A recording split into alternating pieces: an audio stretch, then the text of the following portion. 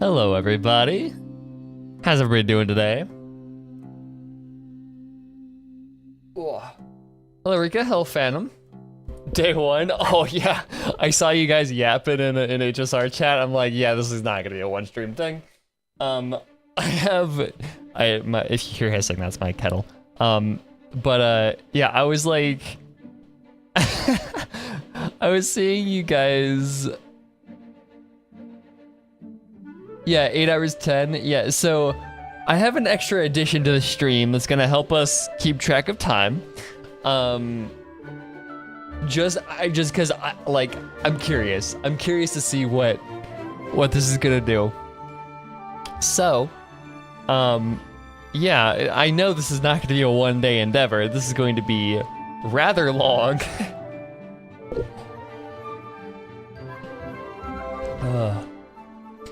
But yeah, taking my progesterone pill and starting off a trans woman. That I mean, whatever gets you taking your progesterone, I guess.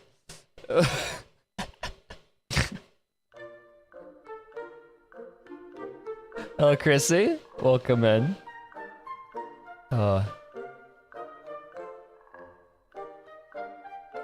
Also, last ZZZ story quest is some writer's political manifesto. The discussion of is killing rich people okay? Love that. The more I hear about ZZZ, the more I'm like, maybe I should get back into it. Cause, I don't play Genshin nearly as much anymore.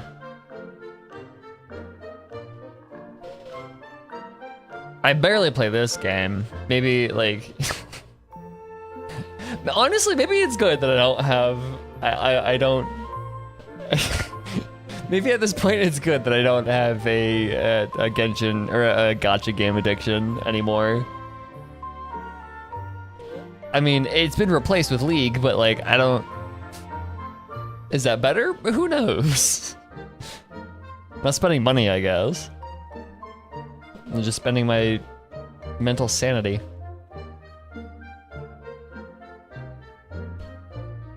I've become a little unhinged. That is fine. I love me some unhinged.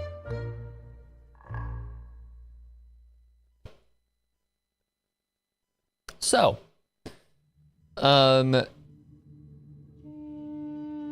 let's get into it.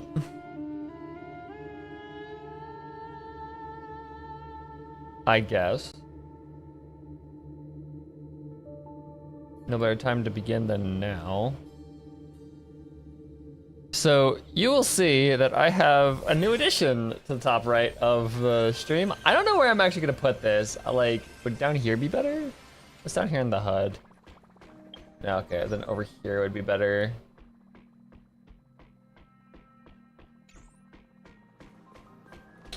Only thing down there is the UID. So I have the little addition of live split. I need to turn on global hotkeys. Let's see. Global hotkeys, okay. So I can now do, come on, why aren't you working?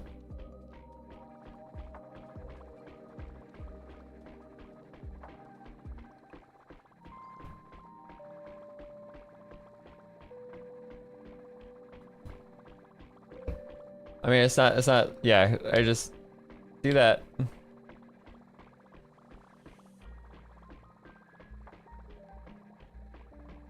That's what those are.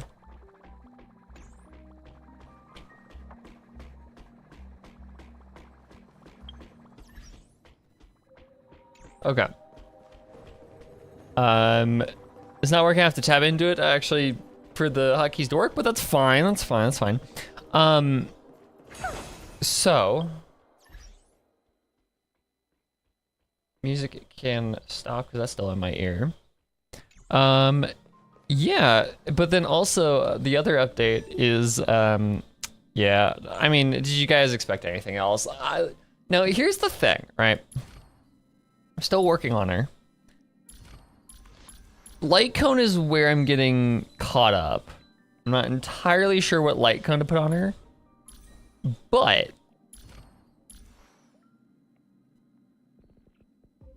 you know, it's whatever.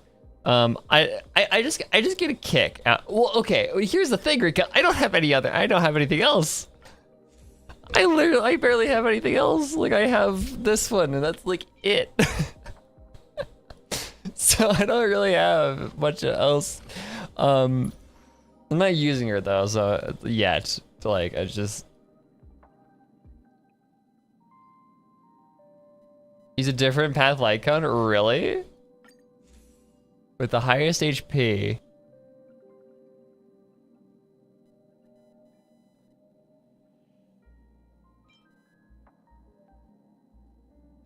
What even has that?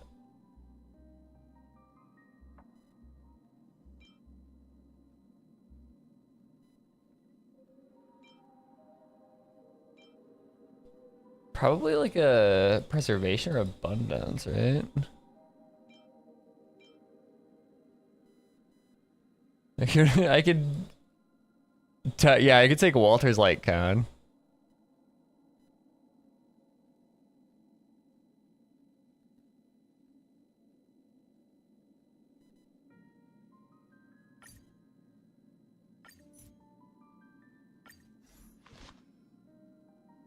We are truly in the trenches when it comes to all of our members light cones. That is insane that her ideal light cone is not a remembrance cone.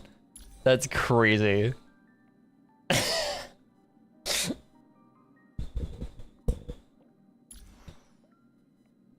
That is actually insane.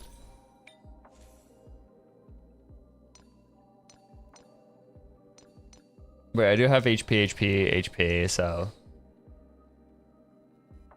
Her best set, yeah, I know that much. I just don't have any of those artifacts, so I'm just doing best sets.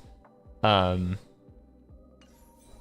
third best is Bailu's light cone just because of the HP. That is wild. Whoa, okay. Let me pour tea.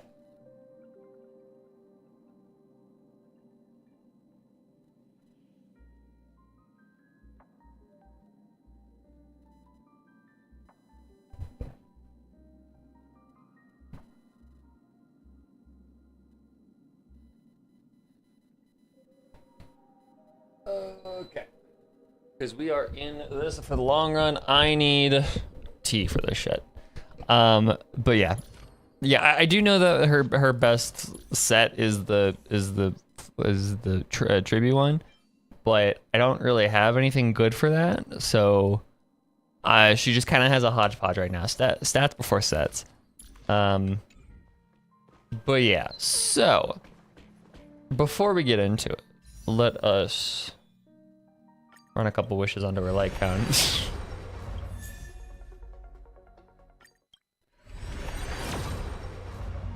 Because you never know. You never know, right? You literally never know.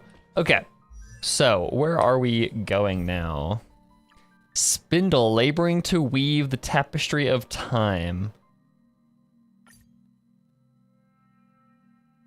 I don't need a story recap, so I'm fine. Garden of Life.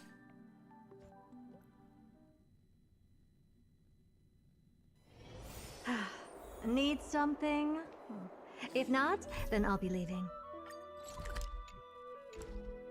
In hindsight, I should have watched the story recap because I just feel like that would have been cool to see. But, oh no, it's 3 a.m. Poor Vivi. You do that.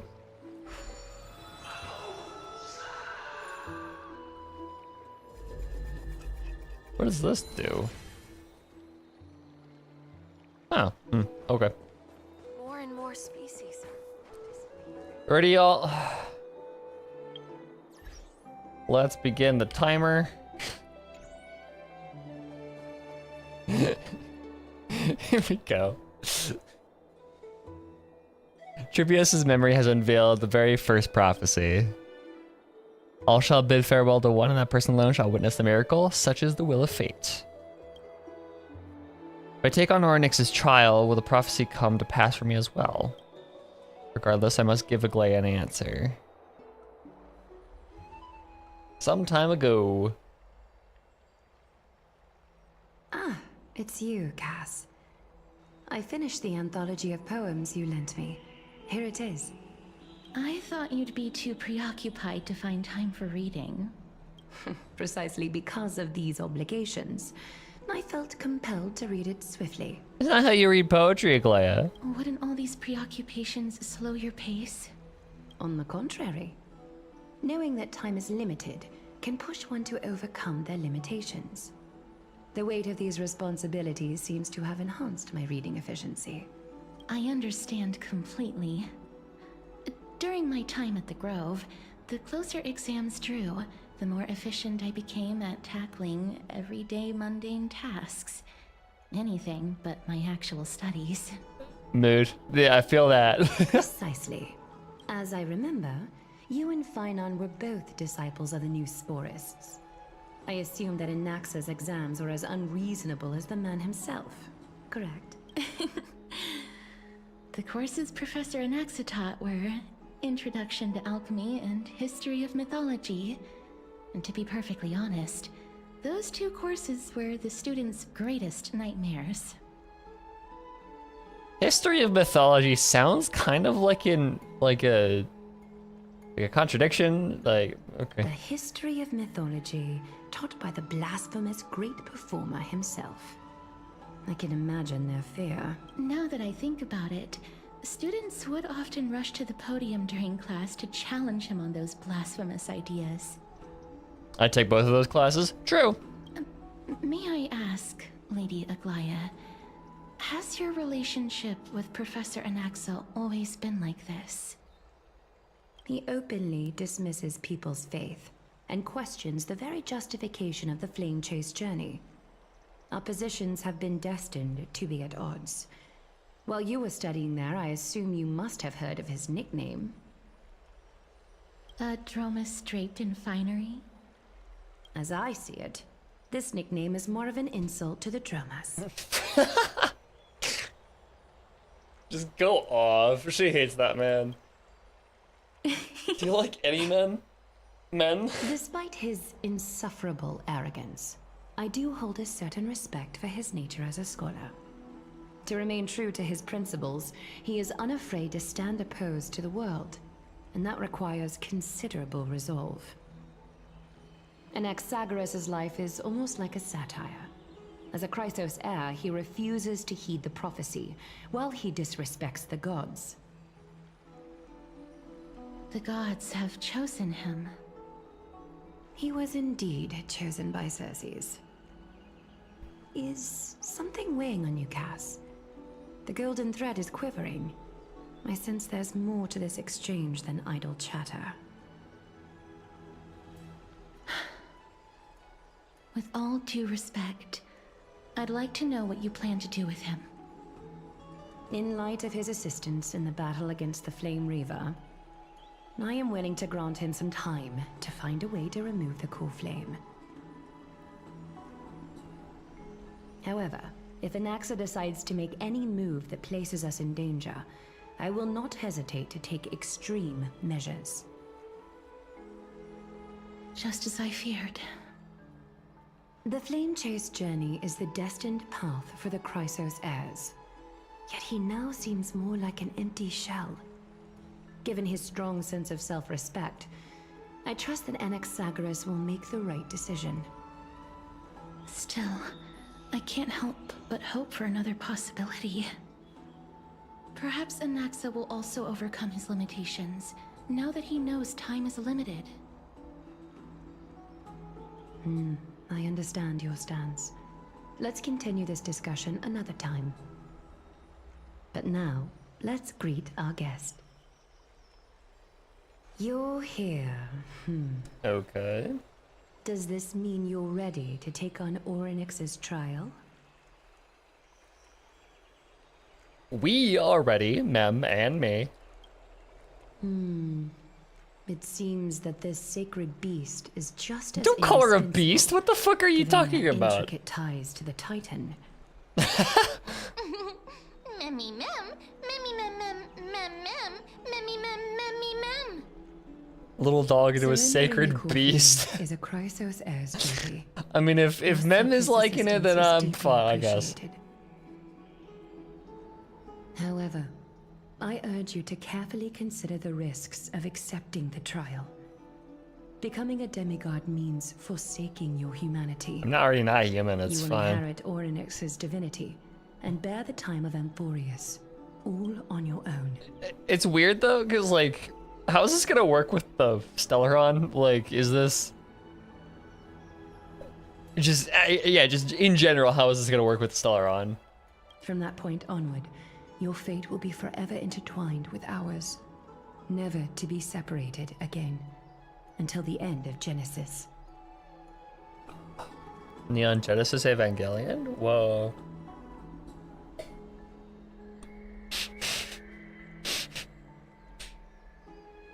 Last Christmas, I gave you my heart. The very next day, I took a plan B. It's exceedingly rare to find a capable Chrysos heir. If this path proves unattainable, I am willing to lower my expectations. Just leave it up to a fucking raffle for the general public. Like, yo, here you go. We're just gonna fucking Hunger Games this shit now. There are still many priests of Yanissopolis and their descendants in the city. If I'm left with no other option, I'll try to find someone worthy among them.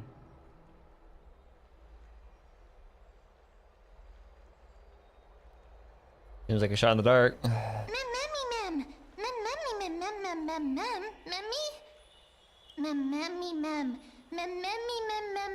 Hero. I'll never get old. Just hearing them just say random shit.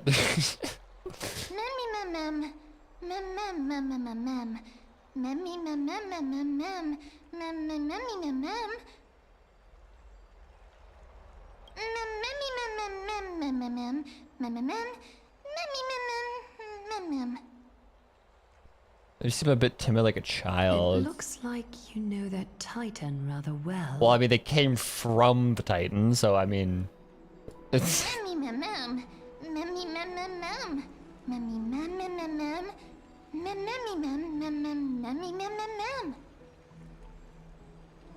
Memories that exist outside of your own experiences. Yeah, they're weird. Don't question it. This is just, it's just a fact of life. Living with this creature. I can't explain why, but I can vouch for Mem's words. When I was in the abyss, I heard the Titan's groans, full of pain and grievances, yet without any ill will. I can vouch for Mem's words. Mems. They don't have very many words to be speaking. They said like hero and mem. Since you've made your decision, go back to the bath chamber and get some rest. Trinem will call for you when the ceremony is ready. It is difficult for me, as the guide, to absolve myself from blame for things to have progressed to this point. Time and again, you have risen to the occasion for Akima. Nearly rewarding you with some honeydew is no longer able to express the extent of our gratitude. When the dust settles, I hope that we'll have the chance to have a long chat regarding your return journey and the curse of the sky. It's about time that we lift the taboo and discuss things openly. The curse of the sky is gonna be a Hyacine thing, right? Miss, may everything go well for you and Mem. Well, thank you, Castrius. You need a glare for something too. It's nothing. I You're only came to gay. discuss some matters with Lady Aglaia. Previously, I lent her an anthology of poems that Lady Trianne had gifted to me. Tracing back, this anthology was something left for Lady Trianne by a bard before their passing. Although personal properties should be cleared out once their owner has passed on, Lady Trianne gave this book to me since she knew how much I like to read. Is this book very special? No, it's just an ordinary book. It's definitely not some kind of unique copy.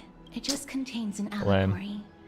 In a faraway land, in a city known as Styxia, a dragon corrupted by the black tide descended one day, swooping upon the city like death Allegory?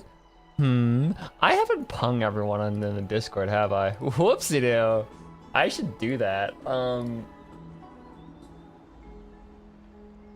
I completely forgot to do that. Yo, at everyone. Day 1 of playing HSR 3.2 quest. Get in here.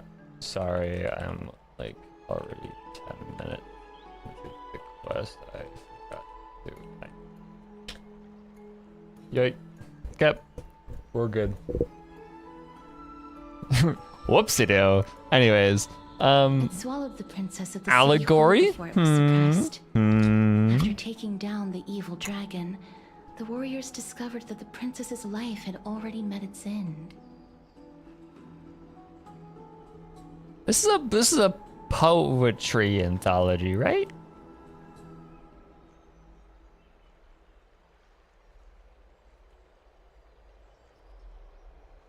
Overwhelmed by grief, the queen hired an alchemist to resurrect the princess using the dragon's flesh and blood. However, having lost memories of her previous life, the resurrected princess turned into an evil dragon herself and wreaked havoc on the city. As a result, the prosperous Styxia met its demise. What a touching story. Okay. Okay, Stell. So, an allegory for what? In a faraway land known as Styxia, a dragon corrupted by the black tide descended on a city, descended one day, swooping upon the city like death itself. So the princess of the city whole before it was suppressed. After taking down the evil dragon, the warriors discovered the princess's life had already met its end. I mean, it's surprising. What did you think was gonna happen? She was gonna just be chilling inside of a dragon? No. Overwhelmed by grief, the queen hired an alchemist to resurrect the princess using the dragon's flesh and blood. That's just the plot of Dungeon Mashy. They just fucking done mashed her.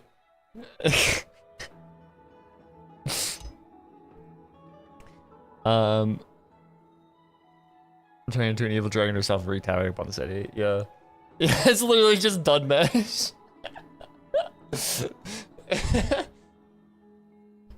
Fucking Fallon there. Okay.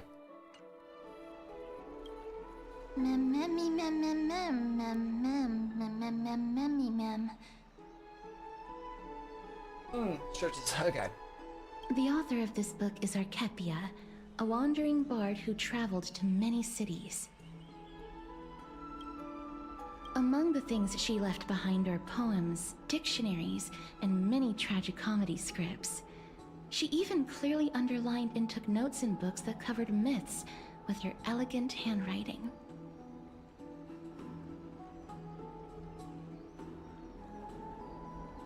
Okay, so this begs the question: what the fuck was that an allegory for? That's the word, not analogy. Allegory. What was that an allegory for? Because I don't, I didn't follow that. Maybe I'm just too tired. While flipping Still through these waking books, up. I felt like I was afforded Archepia, best I got is into ancient the epic. life I mean, that of tracks. It felt just like I was traveling with someone that I'd never met before. It was as if she had yet to pass on and was still alive.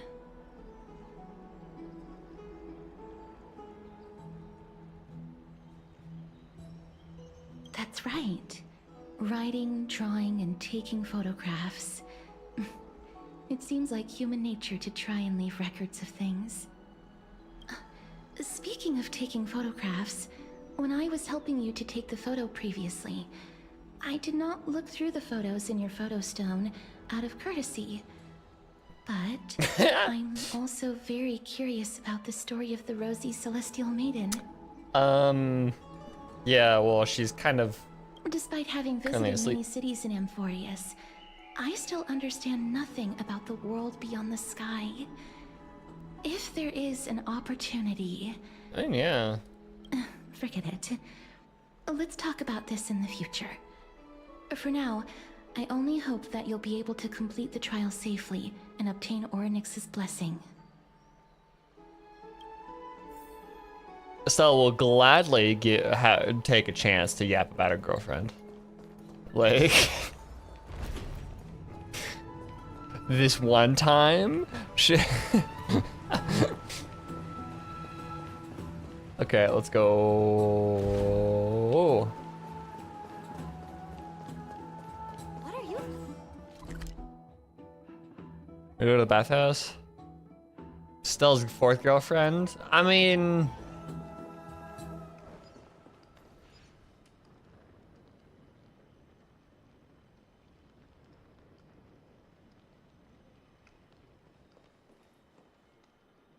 Third.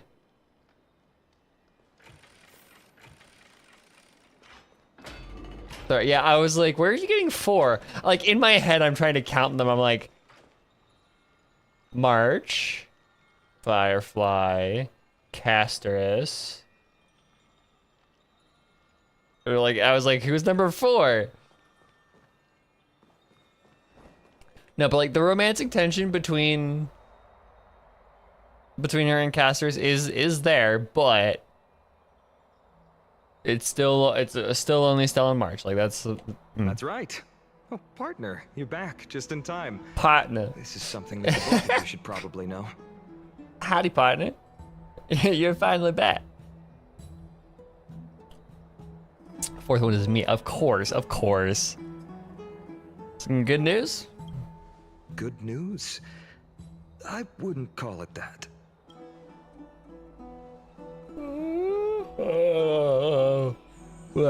Do you remember the Council of Elders that was on our heels previously? Seems like they've made their move. Some background information for you.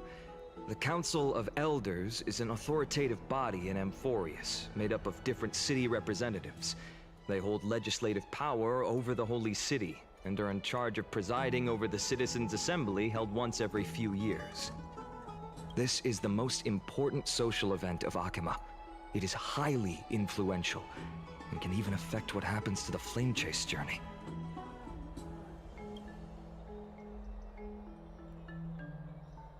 I have never once passed my sociology class. Perhaps you should retake some events next time we visit Paperful University. Hey, I didn't even finish that quest, so... I'm sorry. So Glea doesn't actually call the shots? Despite her vision and wisdom that spans across thousands of years, even she cannot win over the hearts of everyone. Tell me more about the Citizens Assembly. Every 5 to 10 years, the Council of Elders organizes a Citizens' Assembly at Dawncloud. During the Good for you, honestly. the Thank you. representatives will vote on major issues, such as whether the Chrysos heirs, led by Aglaia, should still hold the right Well, you to can do that govern quest the right now. Holy Marshall will get City, us like from ice. True.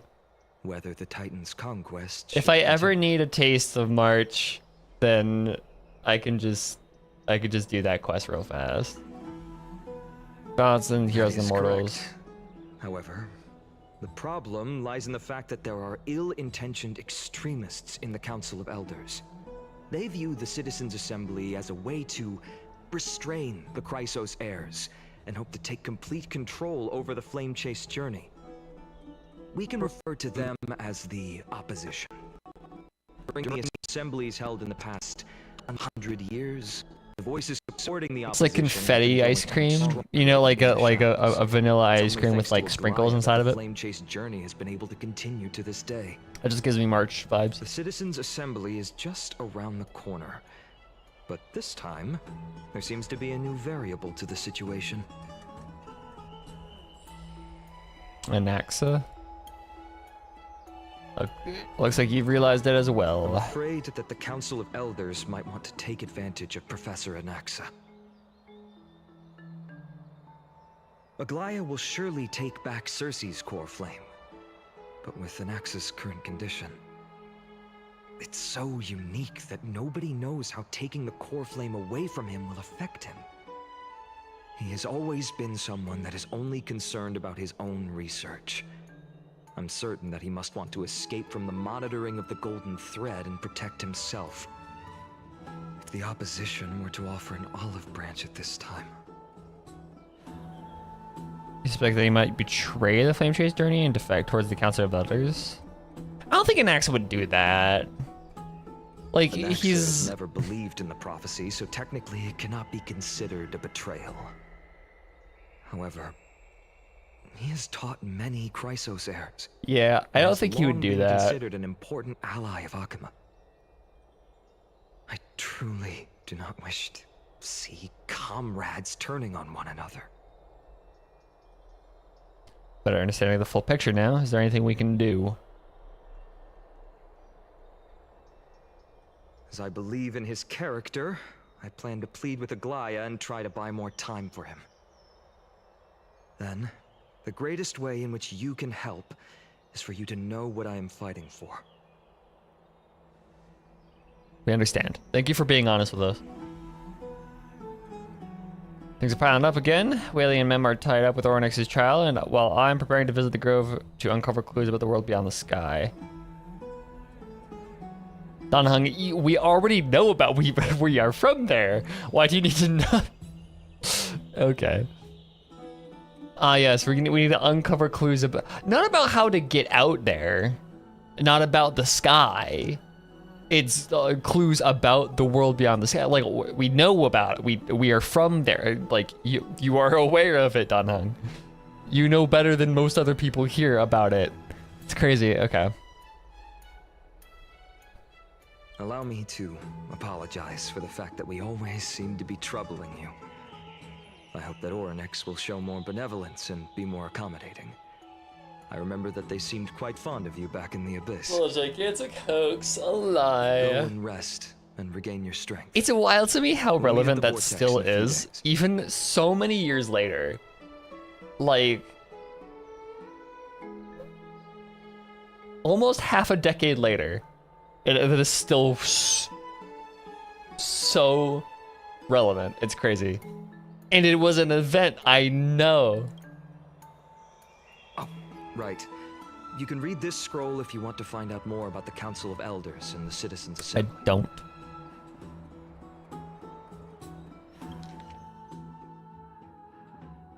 That's a lot of yapping. Core functions of the Citizens Assembly. Assembly wields an important capacity of legislative power in the appointment of government officials, declaring war, conceding peace, and actual control of the armies during wartime. Yet historically and practically, Alchemist Citizens Assembly isn't fully controlled and directed by us citizens, but rather a means to ensure that elites who represent the majority's social interests can effectively manage social matters.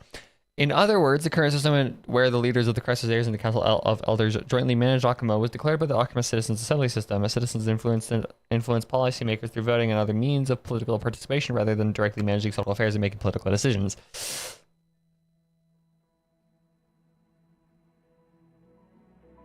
The Council of Elders is a governmental organization consisting of representatives from 40 city-states. While most are elected by the city-states, some receive direct invitations from current Council of Elders members.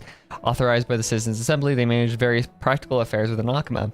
The most renowned honorary elder is Lycurgus, Lycurgus, in Antikythera, a race that was already nearly extinct before the Chrysos War. He had communicated directly with Kefali multiple times during the Ira Chrysia and passed the wishes of mortals to Kefali, showing himself as the true Therios. Lycurgus' neutrality is well noted by all, which explains his frequent selection as the Citizens Assembly chair. Significantly, Elder Canis has shown great effectiveness in Akuma's governance and gathered many followers. Many believe Canis will leverage accumulated resources to challenge the current situation where the Chrysos heirs hold real authority and transform Akuma's political structure. Lycurgus, Kaysan is correct. Legendary lawmaker in Sparta. Okay.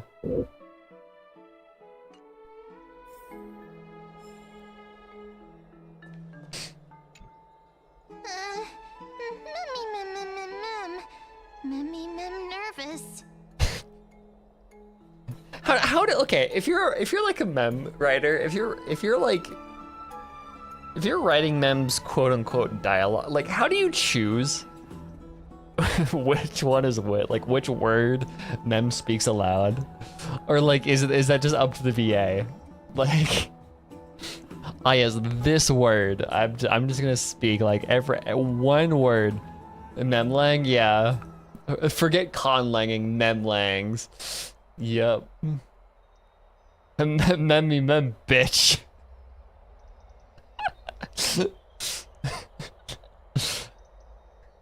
Oh god. Don't worry, everything will be fine.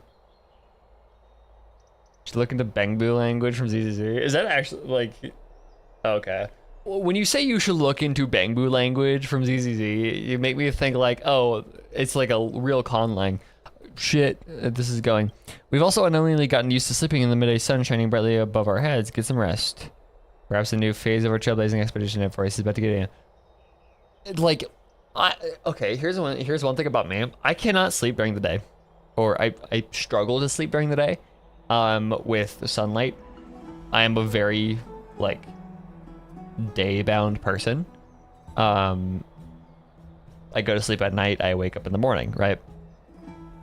So if I were in Akama, I would struggle so hard because I would like either I get a sleeping mask, like a really good sleeping mask, or I'm just fucked.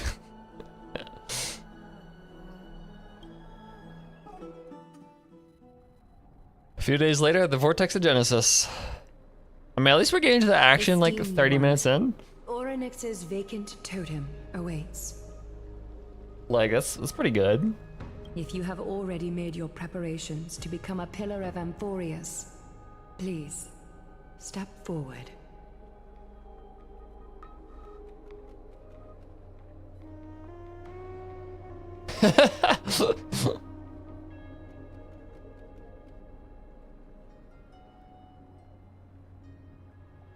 Let me show what Rika sent me. It's this. So, hello, nah. Is that what Nicole told you? Wait, did Nicole send you here? Nicole will pay her tab if she wins. I wouldn't even believe that, let alone Belle. That is all in 4 words. Gotta love it.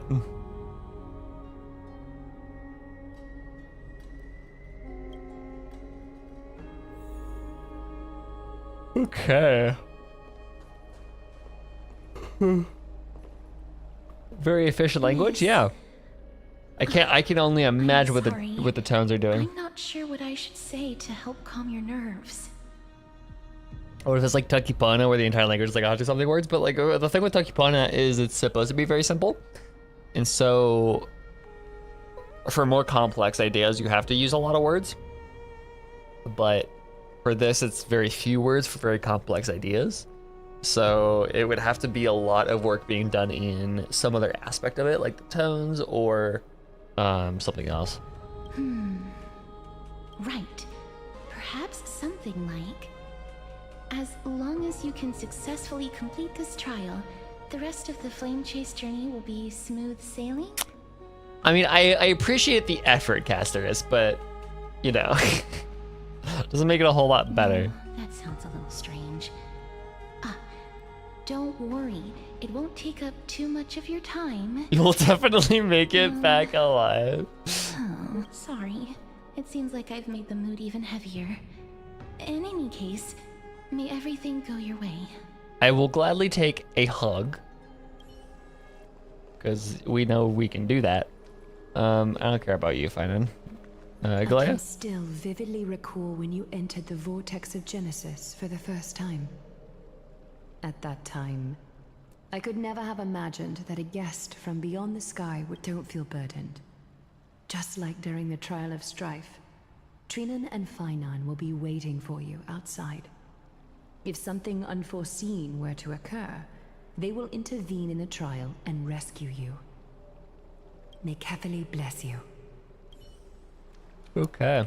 Little Gray and Mem, thank you. Your resolves cannot be questioned. We praise your pure selflessness and courage. May Kefali light your path forward. Get ready to assume Orynyx's divinity. Yeah, that's part of the reason why I want to try Azizi again. The divine position of Orynyx has already been Is vacant like, for some time. I've heard about the rework, you know, a lot of the system reworks and all that, so I'm like, I'm tempted. I'm tempted.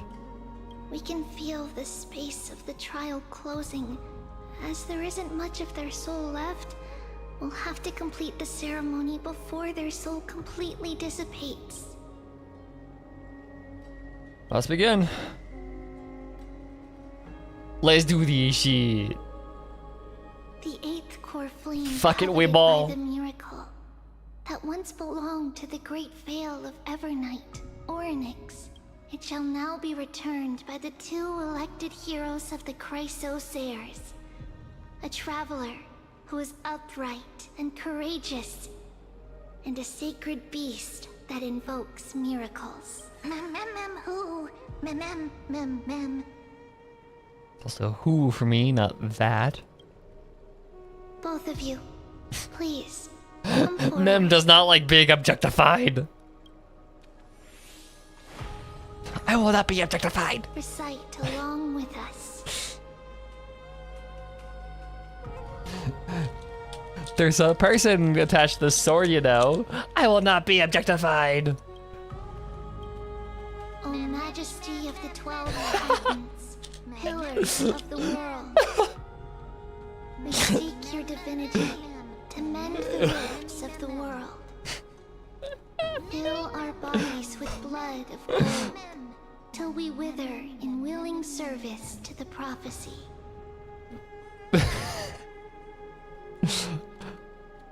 I don't think I have gold blood. These are just words meant to make the prayer seem more solemn. Please, focus. Sorry. And surrender the core flame.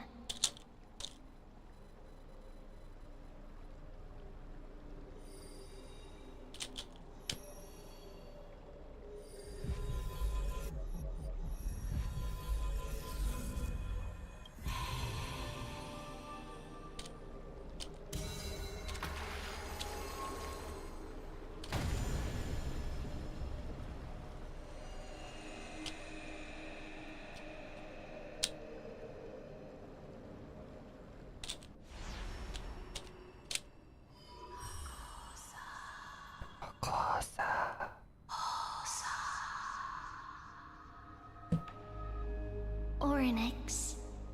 Their soul has been waiting for a long time. Perhaps they're also quietly waiting for the arrival of their successor. Wait for my return, my friends. I love you all.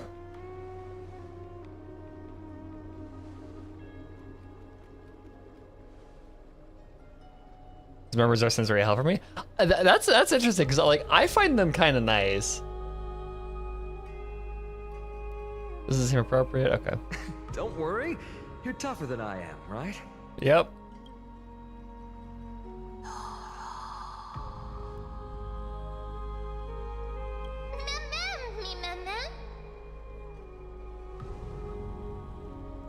A lot of sounds like sensory hell. Yeah.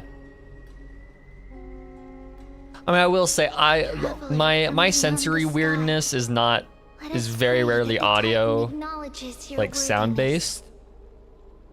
I have a lot of touch jokes at inopportune times. sensory stuff. Her determination is as strong as the Chrysosaurs. She will definitely succeed.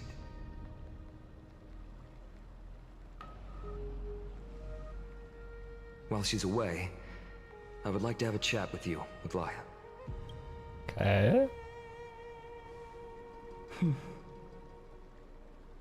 Yeah, I have food texture. I have touch. Very, very, very rarely sound though. Because like I can, like for me, I can do, like I can do like really loud clubs and shit. Like very loud music. I love, like, yeah, I very rarely do sounds really get to me. It's like all the other sensory stuff that I really can't do sometimes. Speak. So yeah, the whispering isn't actually terrible for me. Actually, I think it's kind of pleasant. Slap, slap. Slap, slap. Wake up. Oh, Mem's time forwards. How is it? How do you feel? Whoa, that's weird. Oh, that's so weird.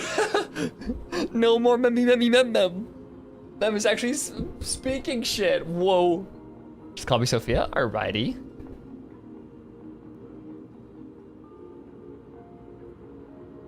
Right? I think that it's amazing too. Testing, 1, 2, 3. Testing, 1, 2, 3. I have such a cute voice. It must be because of all the memories that I collected. They allowed me to grow beyond expectations. So we got a nose VA. Also, listen. The words of the Titan are becoming clearer. This is so weird. Like, this is so weird. Like, I don't know how to feel about this. Like, Mem, go back to normal.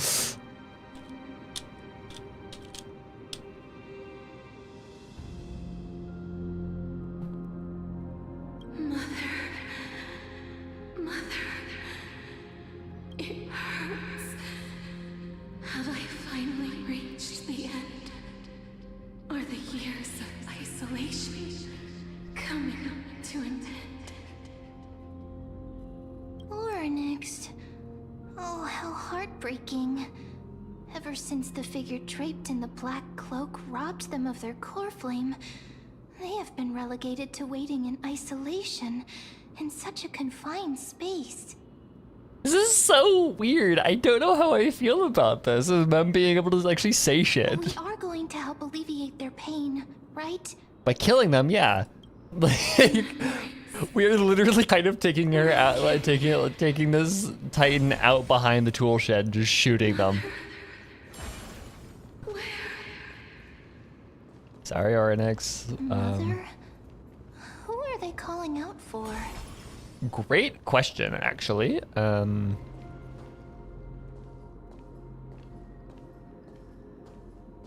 Cyrene's a member of Spirit? That'd be crazy.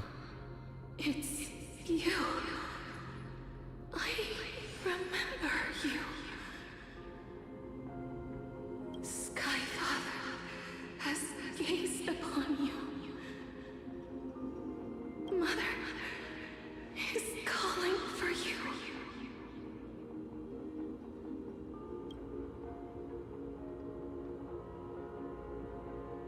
Does Skyfather refer to Fuli?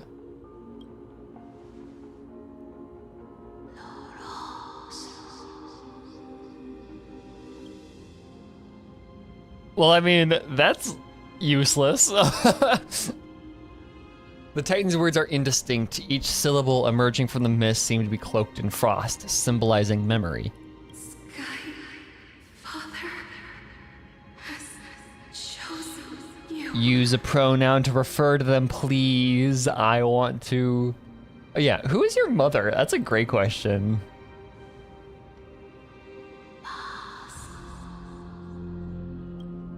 A majestic voice pierces through the golden mist, reaching with unseen mountain walls in the distance, reflecting and returning to your ears as an echo. Within the echo, you seemingly could make out the cry of a baby. Mother is no longer responding. I've come to you because of something important.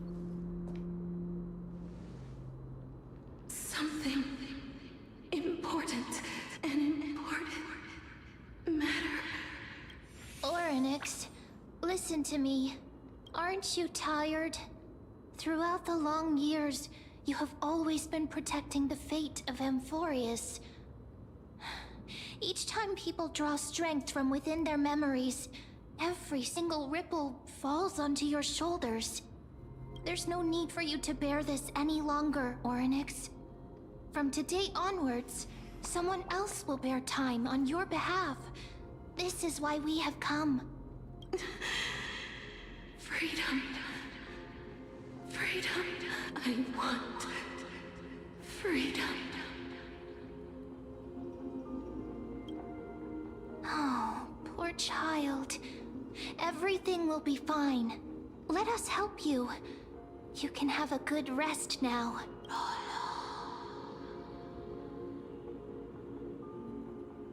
What's troubling you, big fella? You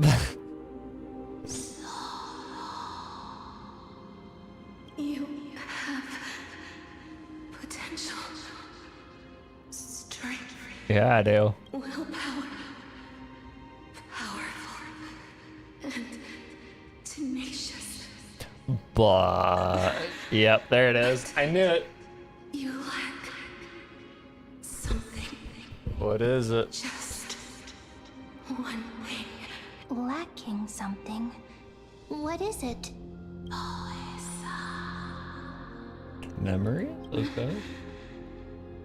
What you lack is a future. Ooh.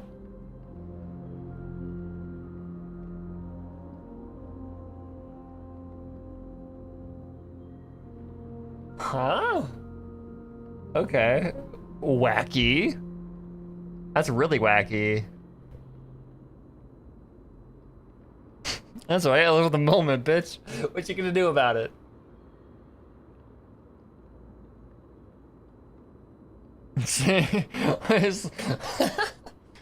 Speaking like my mother, I have no future. Nah.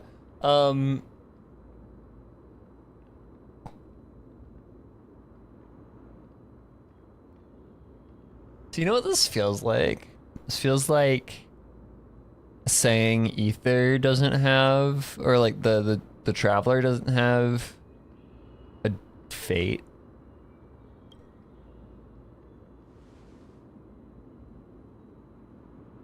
Future? Traveler from the sky.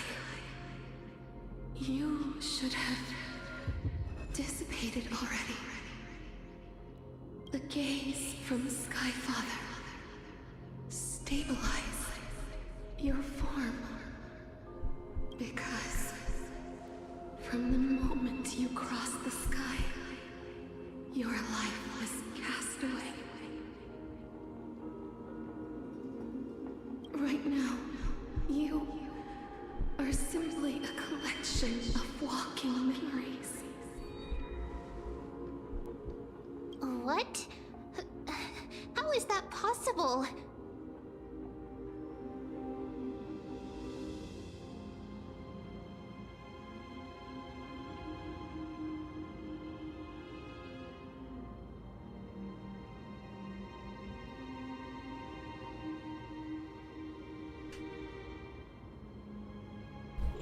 It's literally the Sixth Sense.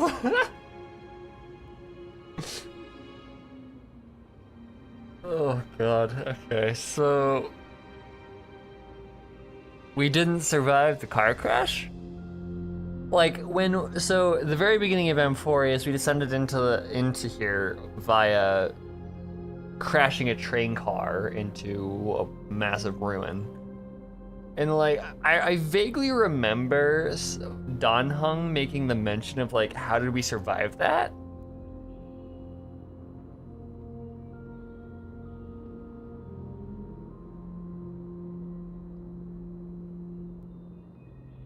If you remember, the first thing we heard was March after we landed. Was it? No way. Hold on.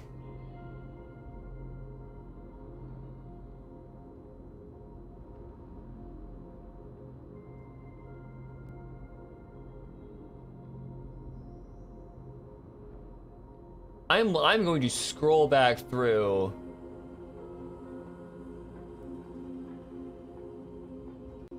My streams until I find this shit.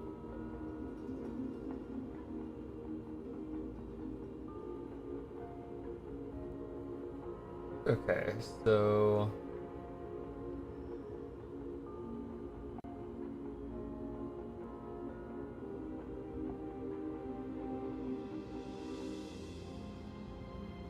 Don't worry, I have my stream up from when I first played Amphorius.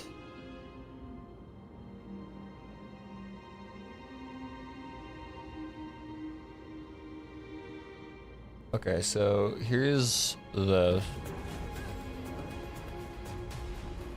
This is the opening of Amphorius. Ah, we get fucking shot down. What the fuck? I mean, I guess this is kind of North Sentinelese style. Just we don't know what the fuck you are, so we're gonna shoot you down. Oof. Actually. Okay, so I can't change.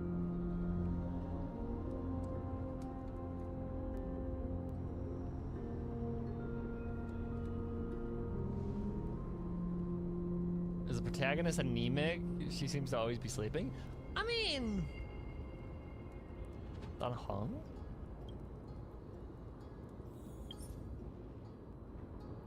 How quick is probably the up? Okay. Not bad. Ooh, being destroyed. Let's see. Dan Heng is slumped to the corner of the. That's his rising. For my. Oh. Realization Dan Heng is laughing. We can't. Mem. Lay. Oh, it was Mem. Mem. Yeah, maybe you're thinking about Mem here.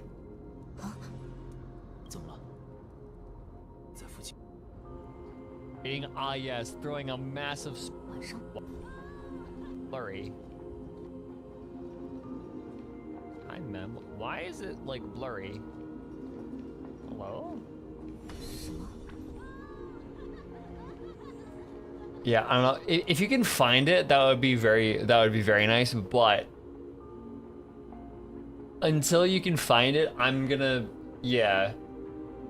just gonna assume you're mistaking March with Mem, which I mean is doable. It's a similar color palettes, but like, yeah, for now I'm just gonna assume you're mistaking March for Mem. Prove me wrong though, please, because that would be really cool. Okay, so do you mean that I'm already dead? Exclamation point, question mark.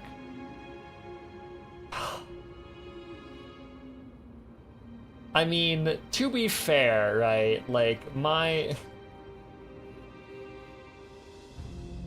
current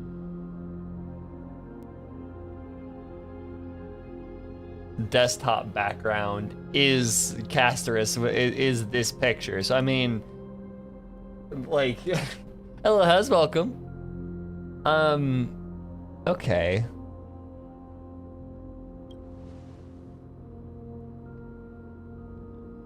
Just being stabilized form.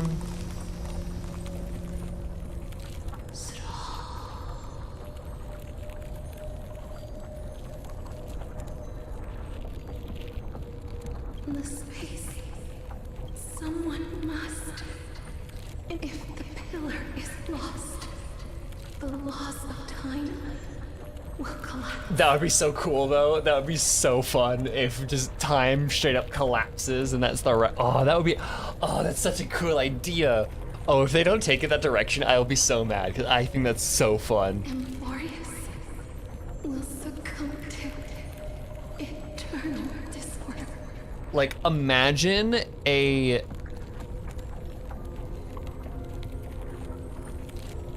Oh, it was when you first took a picture. Okay. My mistake. It was her remembering March's words about taking a photo just spells gay hallucinations. Okay, fair enough.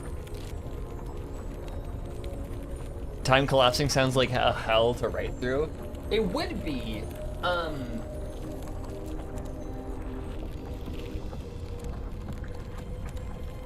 It's a novel that does that though. Oh, fucking Ubik. One of my favorite books of all time is Ubik, which is that. It's pretty much just that. It is so cool. So it's called Ubik, U-B-I-K by Philip K. Dick. It is so fun. It is so cool. Is this what happened in Doctor Who at the end of season 5?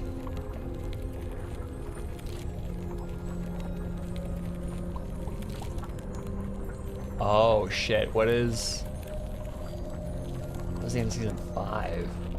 Hold on, I need to do that. I feel like I should know this. Big Bang 2? Yes, yeah. No, but like imagine a like a oh, that would be so cool if somebody wrote like a fan fiction where it like time did collapse and all the chapters of the fan fiction were like out of order. Like and that would be so fucking cool. That would be so cool. Anyways. Time never compromises, never bears grudges, never forgives, never makes a choice. Child of humanity, Titans, Mother, Sky Father. Time restrains everything that exists in this world. Orynyx's divinity is dissipating?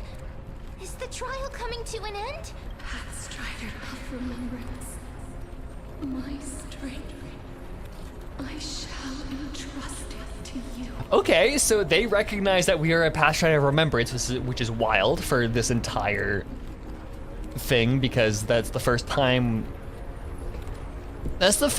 anybody has... It's like the first real time anybody in Amphorius has acknowledged the systems that exist in the outside of Amphorius, right? Remembrance, Pathstriders, all of these terms that we are very familiar with that Amphorius people are not familiar with. The fate of the world, if you wish to save it. The screen shake is very intense. So we first saw men when we entered the planet, yeah. Go and find your future that has been stolen. Okay, here's a question. If we're dead, then is Dan Heng dead too? Or did Dan Heng actually survive the crash and we didn't? But Fuli was like, yeah, no, fuck that. We need you. If that means you'll have to cheat death, you'll have to challenge that.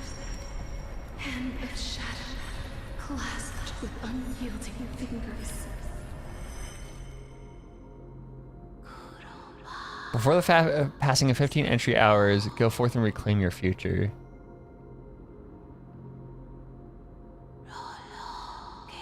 This is the true trial of time. So we're on a time limit. We're on a time limit to revive ourselves. That's a wild. Okay. You know, so one of my favorite novels, my favorite sci-fi novel too. It's called Ubik. The entire conceit of the book is, or the entire idea of the book is, for some reason, time just starts going backwards. And nobody is aware of it except for the main characters. And there's this really mysterious substance called Ubik that seemingly stabilizes the reversion of time. And that's the whole book. And it's one of the coolest concepts I have ever come across. It is so cool. I love it. I wish there were more books that just like fucked with time like that, because Ubik is just the biggest, like, it's just the biggest mind fuck. It is so cool. Like, you will never have an experience reading a book like that. I highly, highly, highly recommend it. Honestly, more people should read that book. It's so obscure. Because, like, yeah, Do Androids Dream of Electric Sheep is PKD's most famous book. It's very good, but it's also like it's just a very standard sci-fi book. The commentary that Electric Sheep like provides is very poignant. It's very good. It's very sharp. It fucking inspired Blade Runner, but Ubik is just the most unique reading, one of the most unique reading experiences I've ever had. Yeah, so very highly recommended. It's also really short too. You can like knock it out in a couple days, or like one day if you really sit down and crank it out. It's really short, and PKD is a very easy author, so you're finally awake.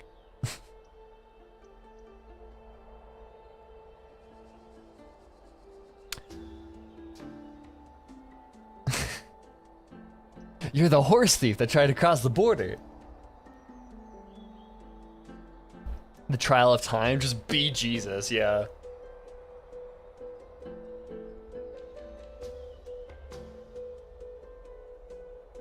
I'll keep it simple. You succeeded. Ornix has entrusted you with their divinity. Now you're no different from the demigod of Enforius. However,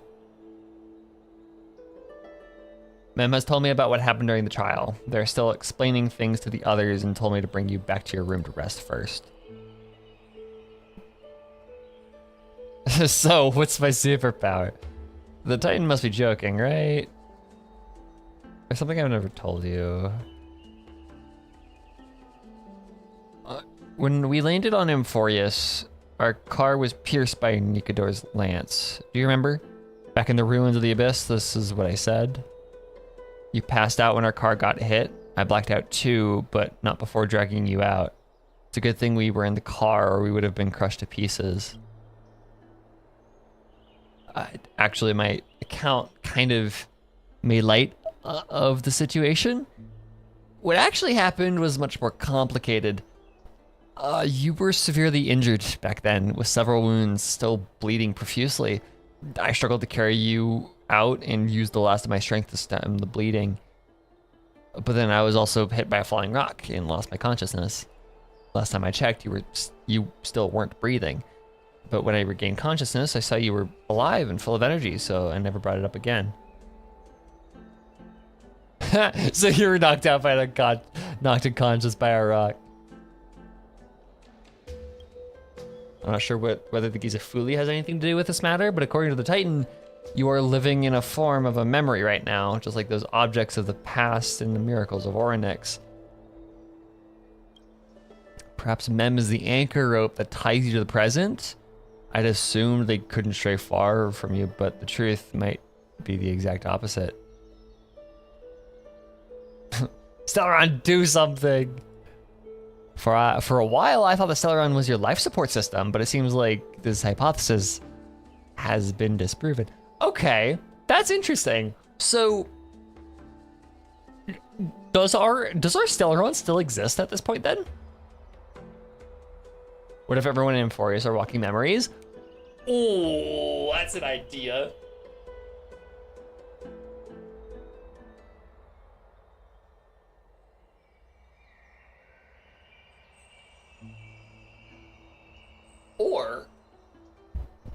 Or here's another idea. What if the difference between memory and actual person, like there is none? Like imagine like a thing like a thing sort of situation where like nobody can tell the difference, or like the body snatchers. Well, yeah, like I like to think of it as like a body snatchers sort of situation where nobody can tell the difference between a memory and an actual physical person. Which, the side note, one of the best endings of a movie ever, is the invasion of the body snatchers. But yeah.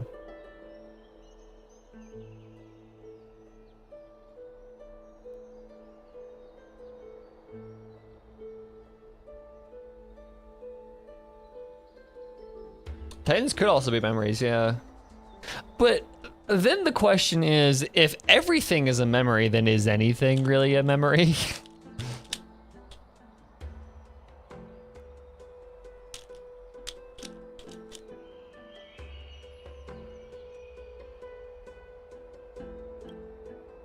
Not time for us to despair yet. There must be a way to save you. Ornyx mentioned finding your stolen future and cheating death. Considering Mighty's indestructible body seems to suggest that there is some kind of miraculous power in Amphorius that can even reverse death.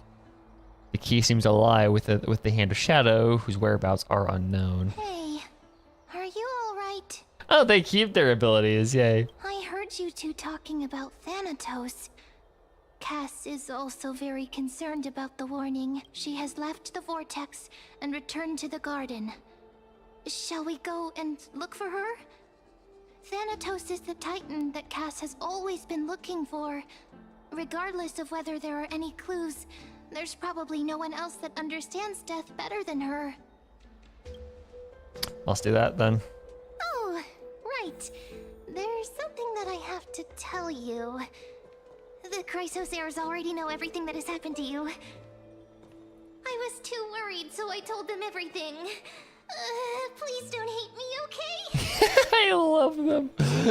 I love them so much.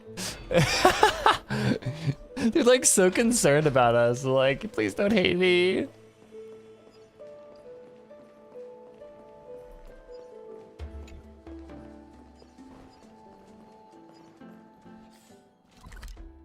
Okay, we're going over here.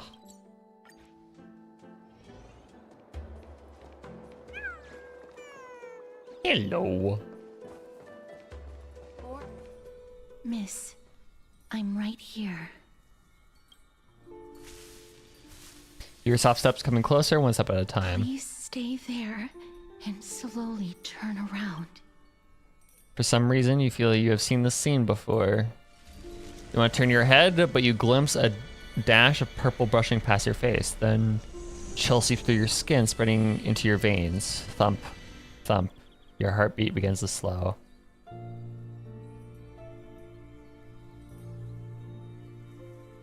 Remembering the near-death experience, gotta stay on guard. Your vision blurs and cold reality fades into a purple ocean. And then... Please pardon me. So the fragrance of an unnamed flower fills your senses, its sweetness making you forget you need to breathe. You realize you are still alive. No, to be more precise, your death was not thorough.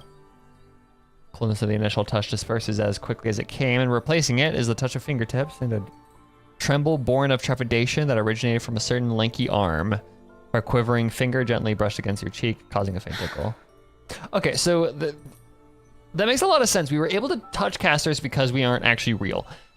Now, the question then would be if it wouldn't make sense if everyone is a memory, because we are unique in that casters doesn't have an effect on us. Just as I expected. I cannot feel anything.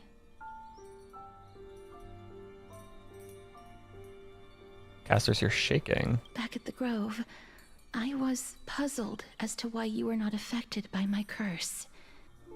I thought that it might have been the special ability of a traveler from beyond the sky. Never did I expect that this would be the true reason. I expect that when we die, the Stellar Round would turn us into Chernobyl. True, that is a good point. Like, I'm still... Yeah, it almost feels like there's something weird going on with our Stellaron. Because I feel like it should have shown itself at this point. Like, if we died, something should have happened. Maybe it is. Maybe it seeped into Amphorius somehow. I'm sorry. I should have noticed that something was amiss earlier.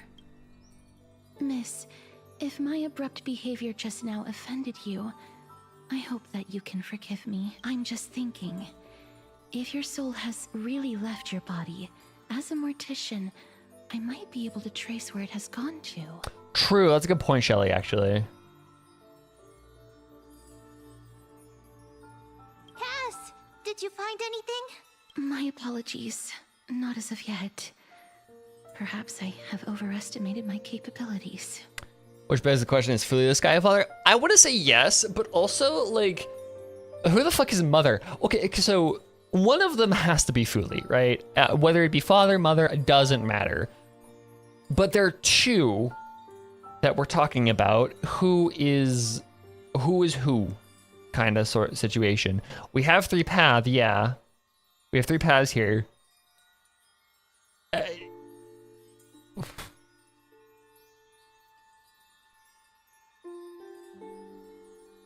Calling Fuli father makes, I guess, some sense, right? I mean, their gender is ambiguous, because, like, okay, some eons are completely, or, like, yes, all eons are use they, them, but some are gendered more to one side than the other. So some, like Noose, are very masculine, some, like,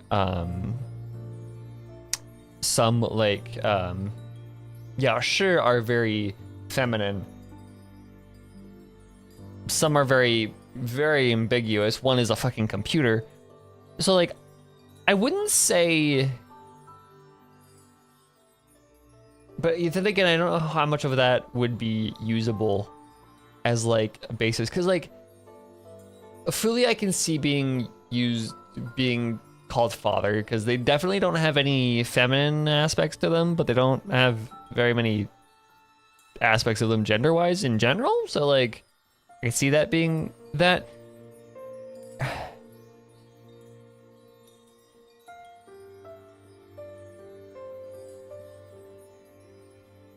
Thornex says the Skyfather's gaze stabilized the Celeron, but we received Fuli's gaze well after we landed.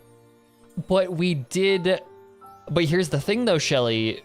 We were seeing Mem the moment we landed, right?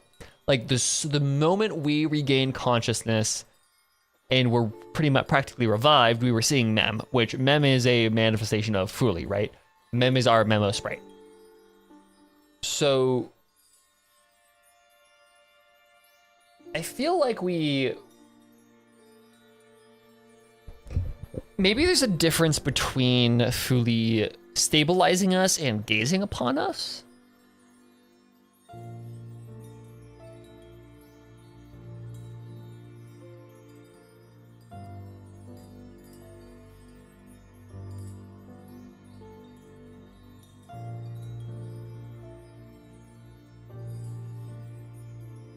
The Stellaron might be the reason why we were stabilized. That makes sense.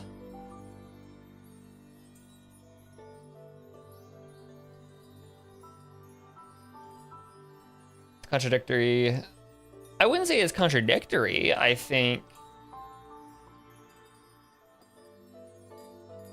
like, think of it this way, right? So we land and we have a Stellaron on our chest that's about to go fucking kaboom.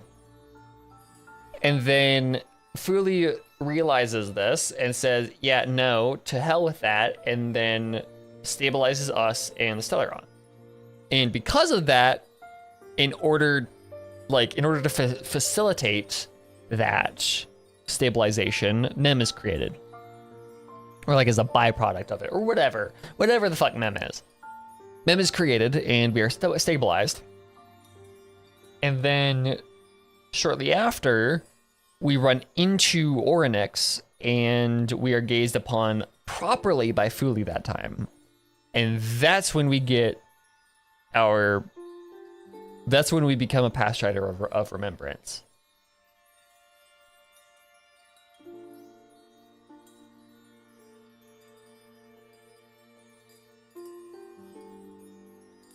I don't think we saw them before we died. We saw them right after we did.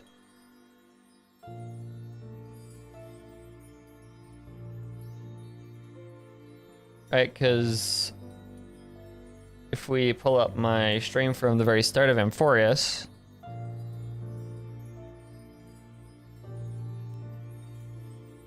there is nothing Mem related. No, we didn't. We saw...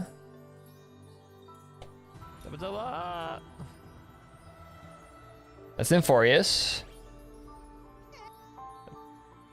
There's the Whenever you're Z. one. Car ready for detachment. This is the entire entry.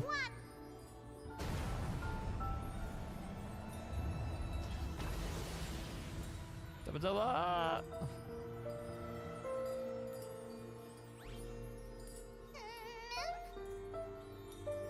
Who's there? We did hear Mem. Yeah, no, true. Shit. How does that work then?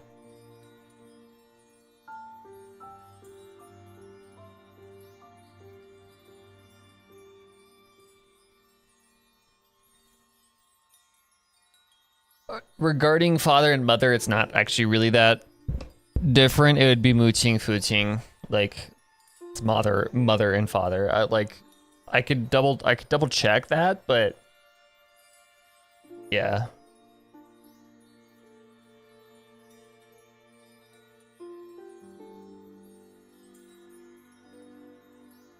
So then Mem has been around since the second we entered this.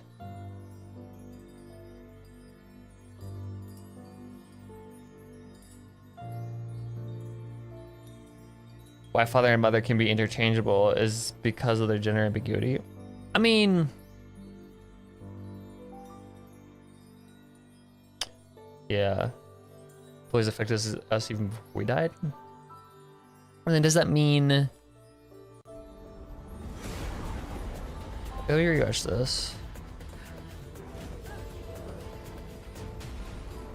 Mem? Ah, we get fucking shot down. What the fuck? I mean, I guess this is kind of North Sentinelese style, just Like, I don't... Because we hear Mem briefly.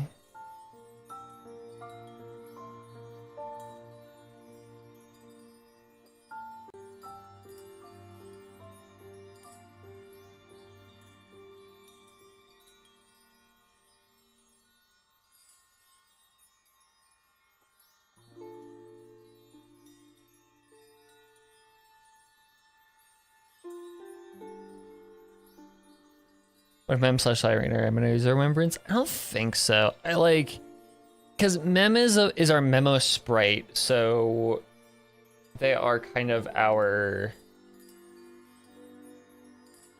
they are manifestations of remembrance and not, yeah.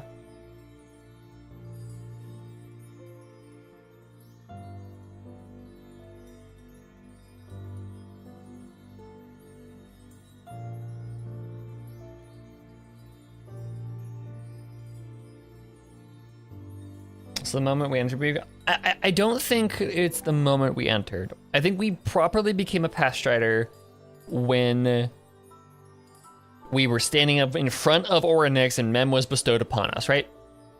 Definitely think that's when we actually properly became a Pathstrider. However, that does not...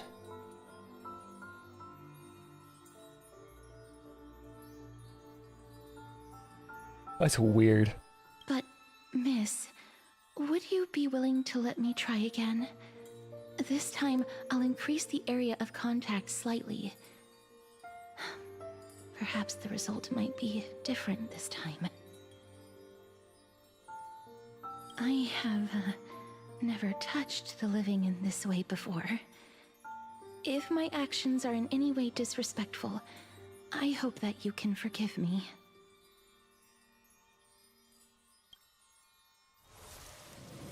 Hey, okay.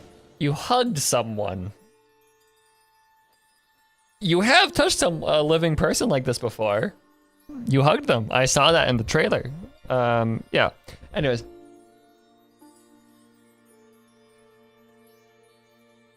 Why was Fuli so interested in us so soon? Or is the Mem-Fuli relation more loose than that? I wonder...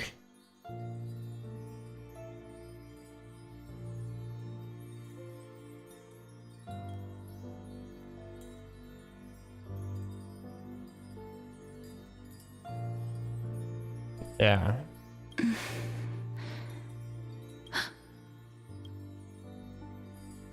Did you just grow something? I seem to have caught a glimpse of something.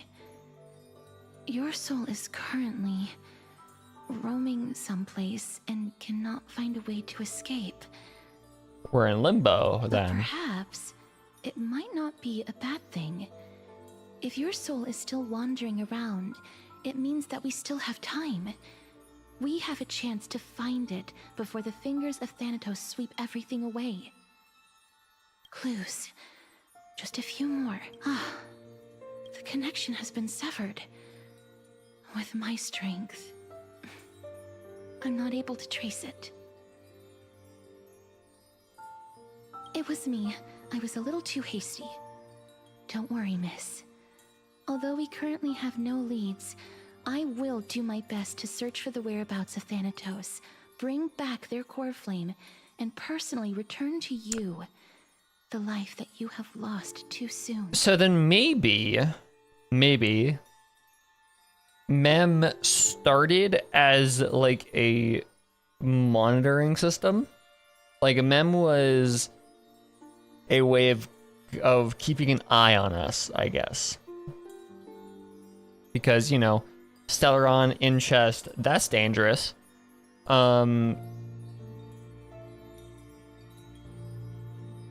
Right? Like that makes sense, right? And then once we actually got like involved in the story, that's when Fuli was like, yo, past Strider moment, let's go. You get Mem. Like, but then that also begs the question of how do member sprites work? Like, are they...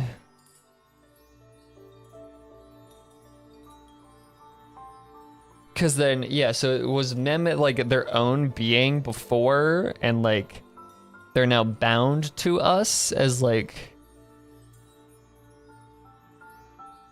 is Pollux like did Pollux just fucking exist before Caster? Like like how does this work? I know that I'm lacking in confidence, but I hope that you can keep this promise of mine in mind. Before I manage to deliver on this promise, please do your best to hang on.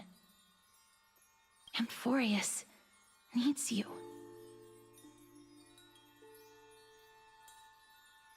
So what now? Lady Aglaia and Lord Finon are currently discussing some matters in the paths.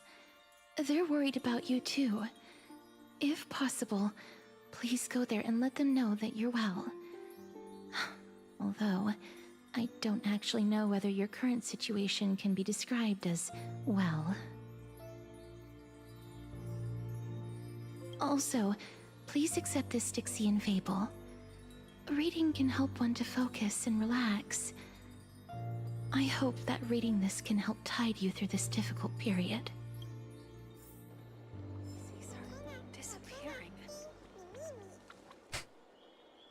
I love these creatures just so much. Like, look at them.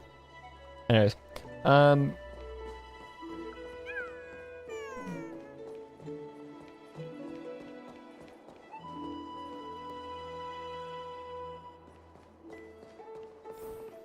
let's go talk with Glea and Finan. Whoa. The plot has thickened.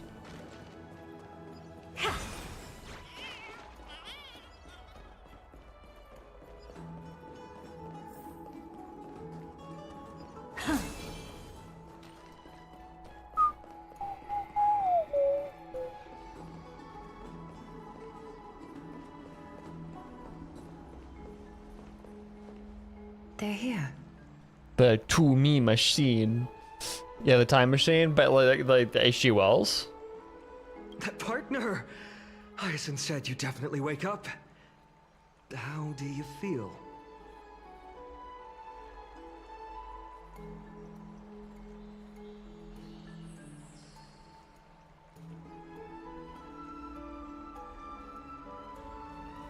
So the entire world knows about this now. You, please forgive me.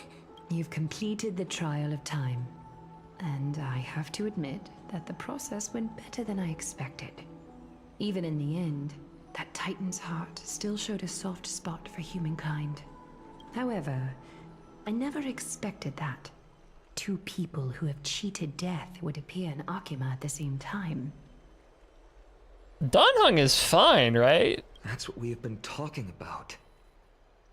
Mighty has been in Akima for such a long time, but has no one thought to study his indestructible body? If there were even any minor breakthroughs, we wouldn't be as clueless as we are right now.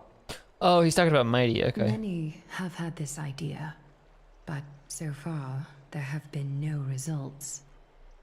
If it were successful, Thanatos wouldn't have disappeared without a trace. Nevertheless, now is not the time for us to give up. At the very least, we can still see a glimmer of hope. It went better than expected. You didn't die. You were just already dead. That is honestly so fair. Cypher. If anyone in this world knows the whereabouts of death, it would be her.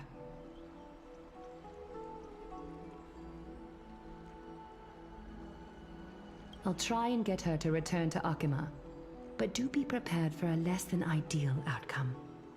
Please understand that throughout the history of Amphorius, no one has ever managed to escape the clutches of death. At the end of time, Thanatos silently awaits all. Is this supposed to be comforting? Don't take it to heart, partner. After all, you've already created countless miracles along the way, right?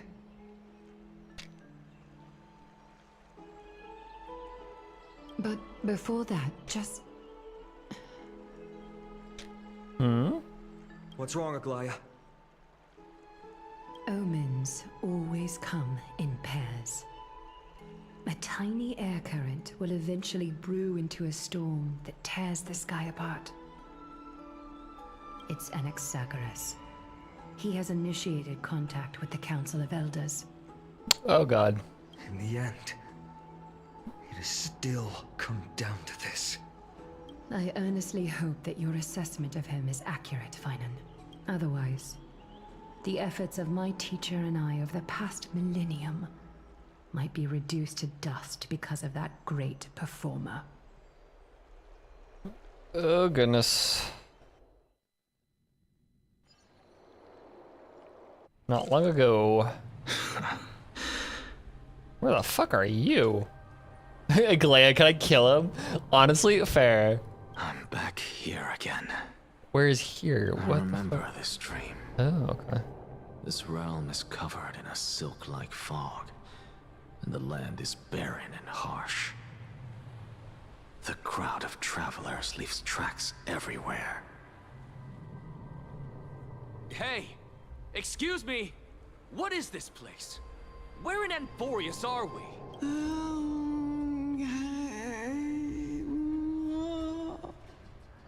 The mutters of the traveler are in a language I'm unable to comprehend. Or perhaps they're just distracted and ignored my question. She's creepy. Can't have sex without her knowing. I mean, she seems reasonable enough. Like, I mean, I don't know. She seems reasonable. She'll keep it to herself. She'll turn a blind eye. I don't know. Tell me, which Titan reigns over this land? And how do I find them? It's not a language. It's just groaning. Hand of Shadow. Hand of Shadow Thanatos. Could this possibly be the Netherrealm? Not Netherrealm. Then where is this? River of Souls? The outskirts of the Netherrealm? Are you heading downstream toward the Netherrealm? The Netherrealm. Nothing but an illusion. Titan rejects you. Me, listen. What? The traveler lifts their wrinkled fingers and remains silent. I look in the direction they are pointing and listen closely. There. Being better than Dottore is not exactly high praise. But True. The sound of rushing tides. The sound of tides. I can hear it. I hear it deep within the tides, beyond the closed gates of the void world. A voice about to recount something. Child of humanity, is it death's embrace you yearn for with such urgency? Oh, you have awoken. Welcome back to the mortal realm. She's such a menace to him. I love it. Your consciousness is dissipating much faster than I expected. Ultimately, it seems like the Titan's core flame is incompatible with a mortal body. How much longer can my consciousness remain in the mortal realm? In my estimation, at best, you'll see 15 more entry hours. Ooh, okay, so we're on the same time limit as an Anaxagoras.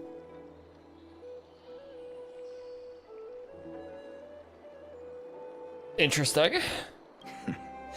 15 days and nights. What is it? Are you finally starting to become attached to the mortal world now? On the contrary, 15 days feels a little too long for solving a singular problem. Stop giggling. It's time for us to go. The messenger from the Council of Elders is almost here. Let me ask you one more question. Are you really planning to betray Aglaya's will? What betrayal is there to speak of when I was never loyal to her to begin with? What about that white-haired student of yours? Acting so recklessly, do you not care about what might happen to him? There will be a price to pay for blind faith. This is also a lesson for Finan. You truly are a strict teacher. Dear mother, you granted me life. Also, okay, so This is how if you'll notice, I don't know why this is happening. Ever since I updated the game, my cursor does not go away when I go to move. So it's just, it bugs me to no end. But the cursor is just stuck in the middle of the screen. I don't know why it does this, but yeah. So just you're just gonna have to deal with it if you didn't notice it before, then I'm sorry. But yeah, this has been such a pain in the ass for me.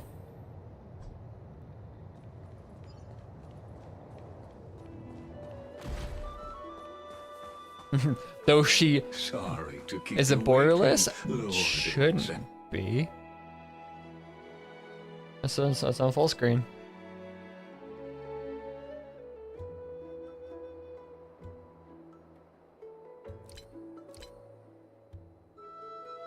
Agris.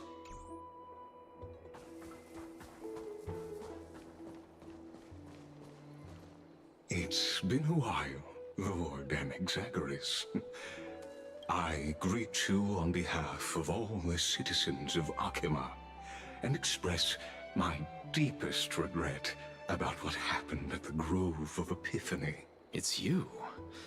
I never expected that you would personally come and meet me. By carefully into Lantern above, I have come as a testament to the justice of the Council of Elders. There are Antikytherans here? They have been a rare sight ever since the Chrysos War. I extend to you my utmost respect, revered Titan. I am Lycurgus, though you may call me Lygus, holding an honorary position within the Council of Elders in Akima, and as the Theoros, I stand to protect the right of all upright citizens to express themselves freely. You can see them too? You know about us. We Antikytherans perceive the world through the amplitude and frequency of souls. Oh, that's his. Yeah, that's his. Okay, so this is a really weird design. Why is his like? Why does he have arms in his chest cradling where his heart would be? That's weird. That's really weird. That's like really, really, really strange. I don't like that. Yeah, no, but yeah, it's a little weird. It's not the fact that he has arms on his chest. It's more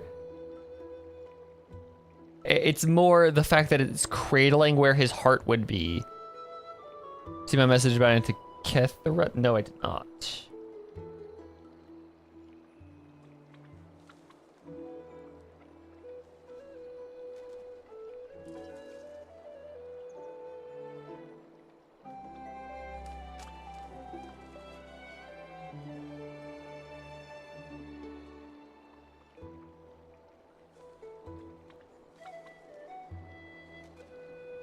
I do not see it.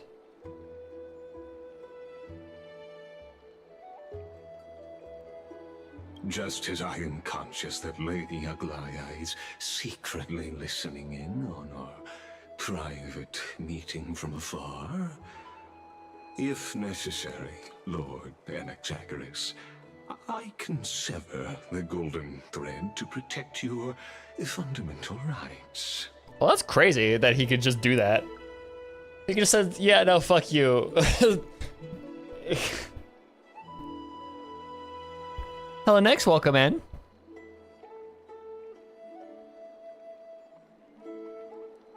The demigod should know better, for such is her station. Spare those poor threats, and just let her listen to my words. They shall serve only to unveil her own folly. May I interpret this as you having a countermeasure?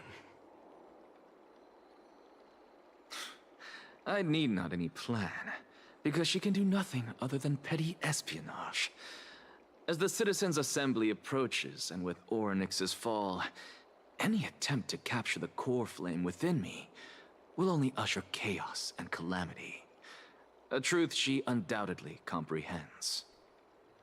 While I, Anaxagoras, serving as the Grove's special envoy to Akima's Citizens' Assembly, have long known the extent of your abilities. Let's forego the formality of asserting authority, Lord Lygus. Lead the way. Anti-Kethra is a small island next to Kethra, which is famous for an ancient artifact.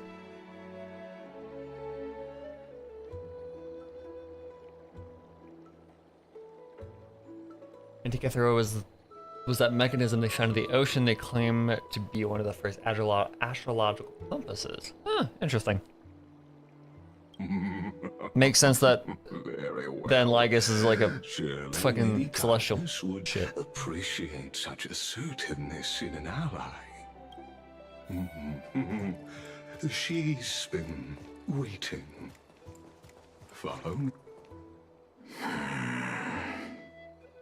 Is there something on your mind, Lord Anaxagoras? Nothing, really. It's just a question that I contemplate every time before I ascend to Dawncloud. For the... A pondering truly deep. Time is on our side. Do you mind sharing your reflections with me? While all living beings must ultimately face their demise, Kefali has yet to meet theirs. Their journey continues unhurriedly along this long path. Are you suggesting that Kefali may not have truly passed? Yes. For dying implies an ongoing process, an action. Whereas death signifies a static state, a definitive termination. That In translates contrast way to better into mortals, Chinese. Titans exist on a grander scale of space and time, thus elongating their passage into death. The notion of their fall is but a misinterpretation born of mortal ignorance. an intriguing concept, albeit challenging to substantiate. After all, Kefali has maintained a profound silence ever since the era Arasa, while scholars and priests alike have conveyed the message of the gods' imminent fall. You know what his like, what Lycus's vocal performance reminds me a lot of? Like how he carries his voice reminds me a lot of G-Man.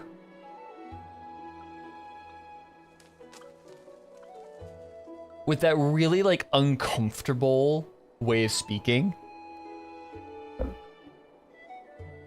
If that makes any sense.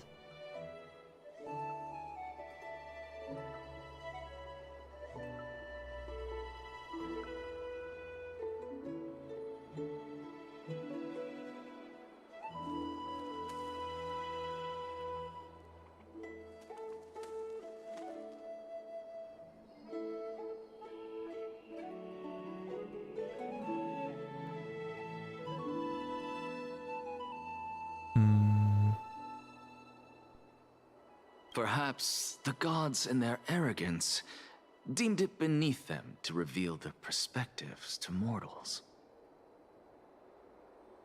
Could you elaborate on your statement? I think it reminded me of Clothar, which also which you also compared to G-Man. I do not remember that, but yeah, I mean, it makes sense. It's a very unique way of speaking. That, I mean, I do have all of that man's dialogue like burned into my brain. Circes, the kin of the Sky Father as recounted in myths, now resides within my brain.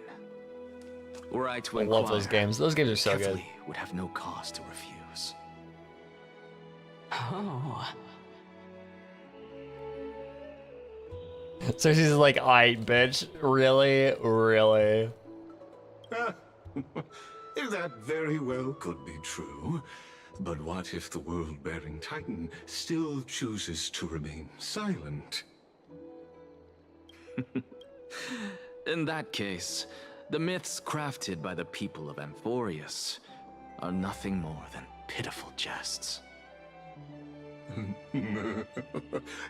It's worth a try. I believe, and I'd love to witness the fruits of your theory and the change it may bring to this imperiled world. Because I completely concur with you on this aspect. If the Titan has indeed met their end, any response from them would be impossible. This dude giggles, and that's so cool. I find it so fun. I'm still confused as if Lycus actually Circes or not. He, from how I understood it, he senses her. He senses them, but like he isn't like he can't like directly see them. He just like he knows they're there, kind of thing, right?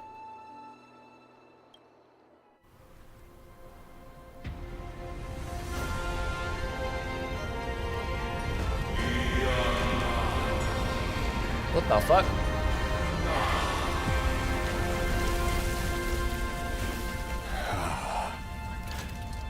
Please, Professor.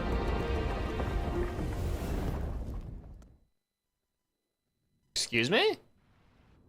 The children of humanity have indeed created a spectacle.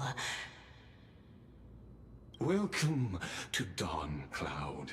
The atmosphere here carries a greater sense of solemnity than the mundane clamor of the Marmorial Palace, with entry permitted only to the invited. Because, like, to me, what he was saying is he was like, his people sense the world differently, so he doesn't really see anything. He senses stuff through souls and that kind of stuff. So. Only esteemed beings grace this place, and among them, I've received priests, scholars, warriors, and now we even have the honor to be in the presence of a Titan. Oh, what a joyous occasion. Once deemed a blasphemer, now a surrogate for revered divinity. The honor should rightfully be mine, shouldn't it? I'll notify Kindness and the others of your arrival. Kindly wait for a moment. I don't think that was carefully moving. Although it is very easy to make the mistake. I think that's just how this place is designed, I guess. I don't know. That was very weird. I initially also thought it was carefully moving. But kindly remain within the guard's view.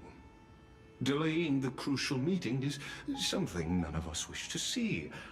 I'm well aware of Kindness's methods. There's no need. As you wish. Your cooperation is much appreciated. It's just a really grandiose elevator. Alas, I had hoped for a brilliant plan from you, but it turns out you just left one cage to enter another. Save your concerns. I know very well what I'm doing. I shall depart to explore the surroundings then. Can they do that? Now that I look around, I wonder if there are any murals bearing my portrait around here. I'm quite intrigued to see how the children of humanity beyond the Grove perceive another Titan. Off you go. I won't be joining you. This Titan appears to be quite at ease. I should investigate the Council of Elders' recent activities first. Be aware, I can hear you perfectly well from here. Your thoughts are not safe from them.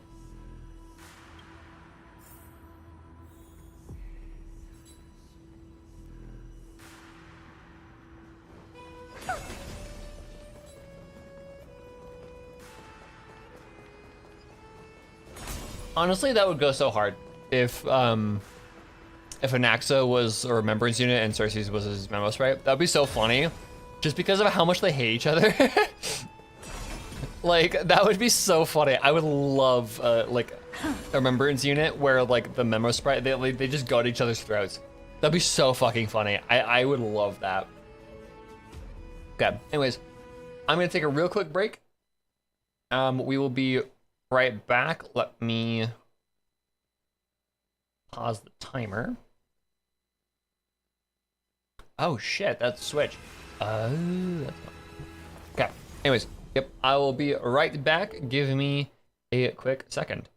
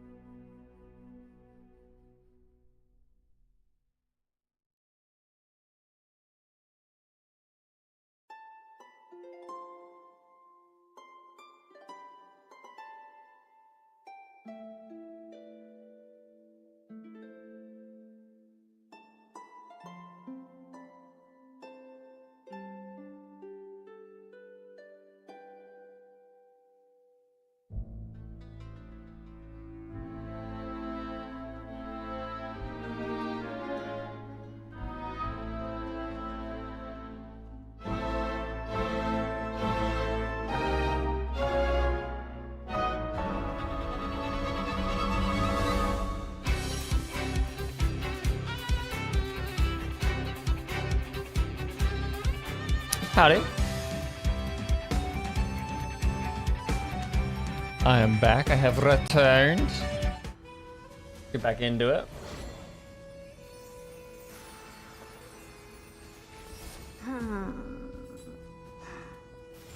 I think I just heard some thunder outside, which we haven't had a dry thunderstorm in a minute.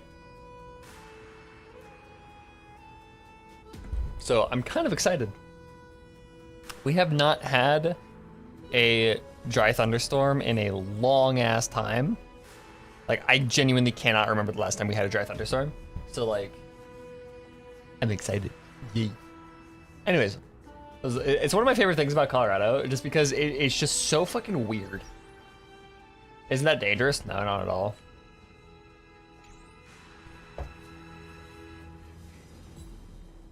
Yeah, obviously you just don't go outside and you're fine. It's not dangerous in the slightest.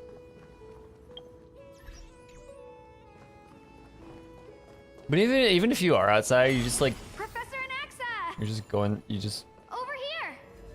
don't be out in the open. Don't be next to a tree. You're good.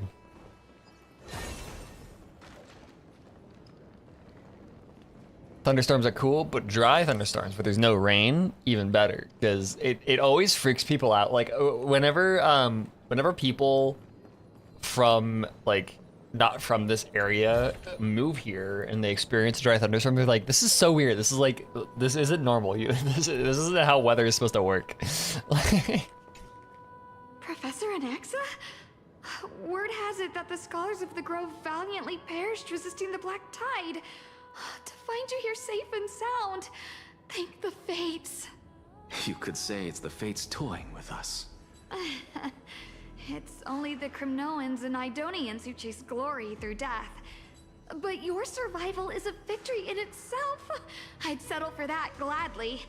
So, are you here to report the incident to the council? I heard that after the Black Tide devoured the Grove, Akuma would be next in line. Even with the demigod of strife standing alongside humankind. Tell me, how much does the Council of Elders know about the Black Tide? Once Kindness and her followers learned of Cersei's and Orynyx's fall, they proclaimed in the council that the Flame Chasers could no longer stand against the calamity alone. Yet, when the Crown Prince ascended to godhood and repelled the Black Tide, she immediately altered her tune, declaring that all was resolved beyond Akuma, with the only remaining menace now being Aglaya and her adherents. They might well make their move at the upcoming Citizens' Assembly. No surprises there, those shifty opportunists. Thank you for your honesty, virtuous student. Yeah, he doesn't like them. He does not like them. Like, he doesn't like Aglaya either, but I think he doesn't like Aglaya out of, like, it almost feels like he doesn't like Aglaya out of distaste for authority, but he doesn't like Kindness and like the people, like those shifty opportunists, as he calls them, out of like disdain for, like, he genuinely doesn't like them for out of character almost. It's kind of what it feels like. Being an opportunist could very well be a facet of wisdom. Shouldn't you be searching for murals of yourself? I've had enough of your prattling. I was really curious to see how you would find the middle ground between both factions, so I came to listen in. But it seems as though this kindness is much more ruthless than Aglaya. If so, why do you want to work with her? Could it be that perhaps you've decided to readily surrender this hollow shell of yours, just because you feel like death is fast approaching? This made me laugh harder than I think it should have. As holy shit.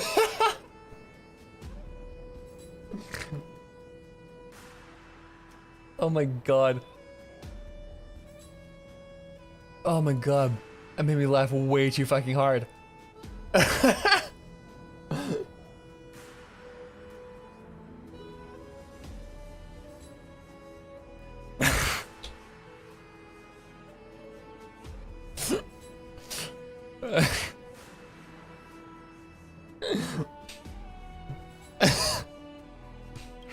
I'm sorry, I had to immortalize that. That's so funny to me for no reason.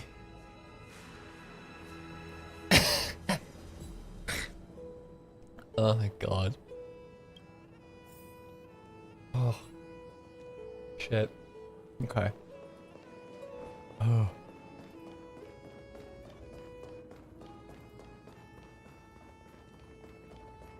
Fucking pink Barnera. Even blasphemous scholars can come here, it seems. Anaxagoras, I thought that you had died to the Black Tide, just like the other scholars.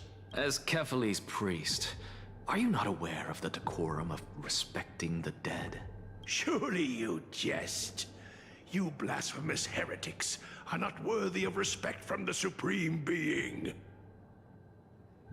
Let me remind you that you're currently in Dawn Cloud, so you'd better keep your deranged language to yourself.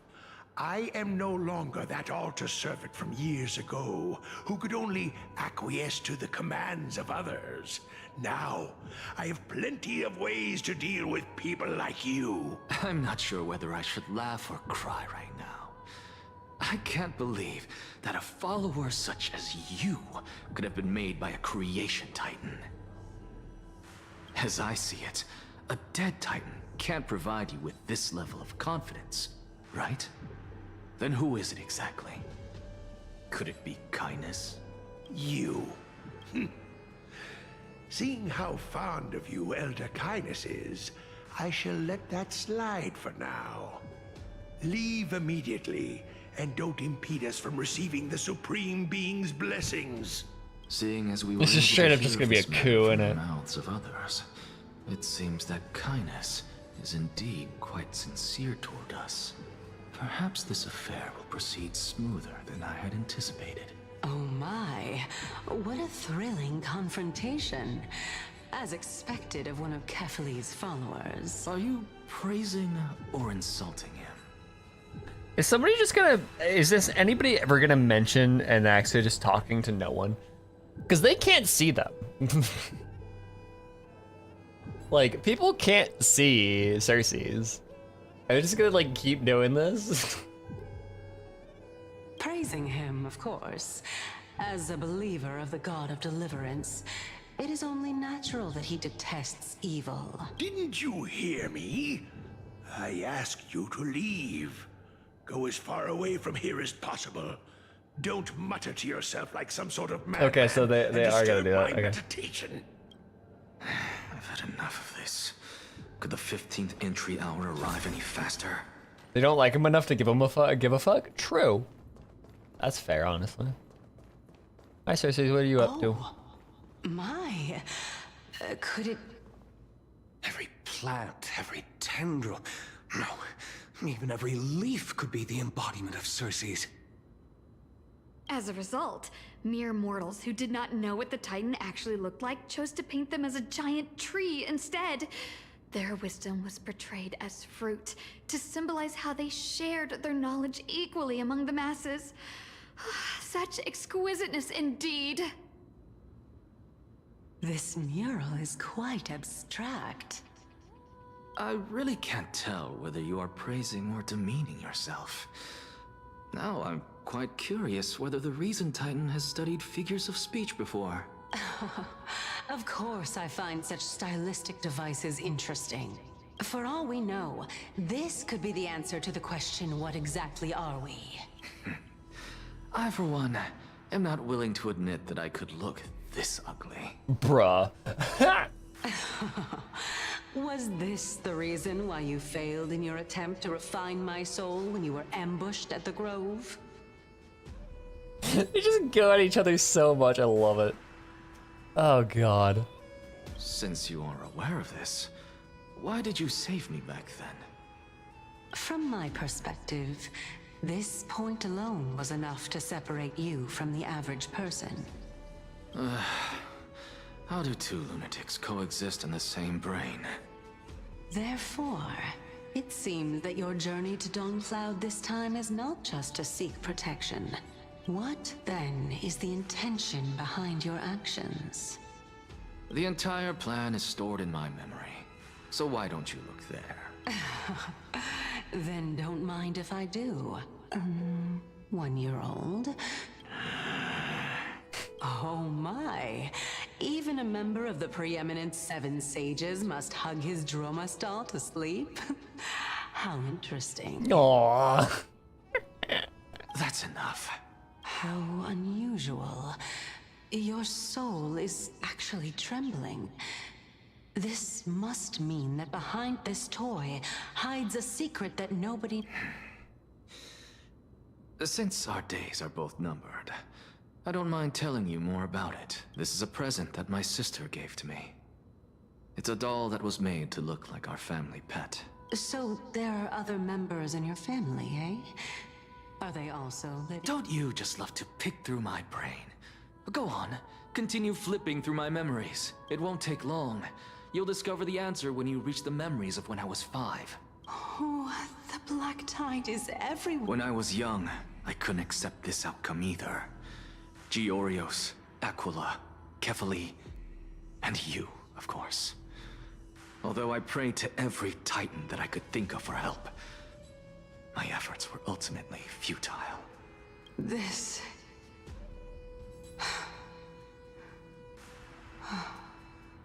Could this be the inception of your research into alchemy? Indeed it was. Everything started from that verdant courtyard of yours. When I was pursuing my education there, I naturally also came to learn of the Thesis' theory as well. Oh, I remember that person. He was the one to come up with the concept of souls, right? Not only that, he also believed that life, as well as the composition, movement, and transformation of matter, all stem from souls themselves. This is why I thought that, since all living things stemmed from the same origin, why could I not sacrifice myself in order to resurrect my nearest and dearest? Anaxa, you... I did it, teacher! But this is absolute blasphemy. Regardless of how much freedom the Grove provides, such an act could cause you to be burned at the pyre. Your beloved, where is she now? Send her away from the Grove at once, to a place where nobody will ever be able to find her. Otherwise, the both of us will be judged by the Council of the 7 Sages. Calm down, teacher. My sister, she's still not in the mortal realm. Even to this day. What do you mean? It was naive of me to think that I could snatch the deceased from Thanatos' grip by merely sacrificing one eye. Equivalent exchange.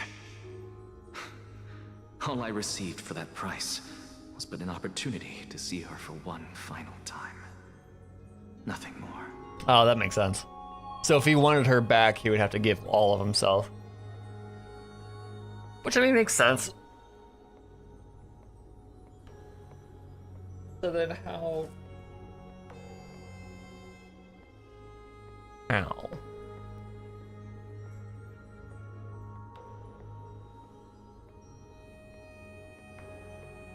So then do we think that plays into us, into Stell, like into if we want stealth to survive, then do we have to do an equivalent exchange thing? Maybe, possibly. I don't know. Also, okay, here's another idea that that just popped into my head. What if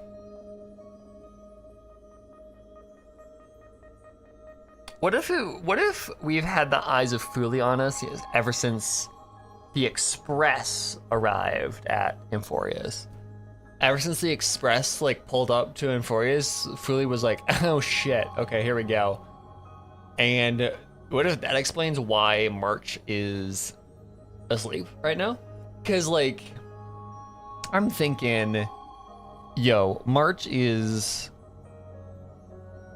like, what if March's like nature as a being would have caused problems for Emphorius? Like, I'm not gonna say like paradox, but it would have caused issues. And so Fuli was like, okay, for one reason or another, we cannot have March here. Like, we cannot have March in Emphorius for some reason. So, because of that, I'm gonna just freeze her, and then everybody else is gonna get to go. Like,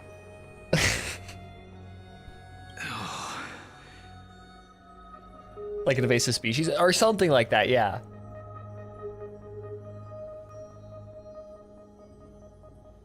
Let it go, Anaxa.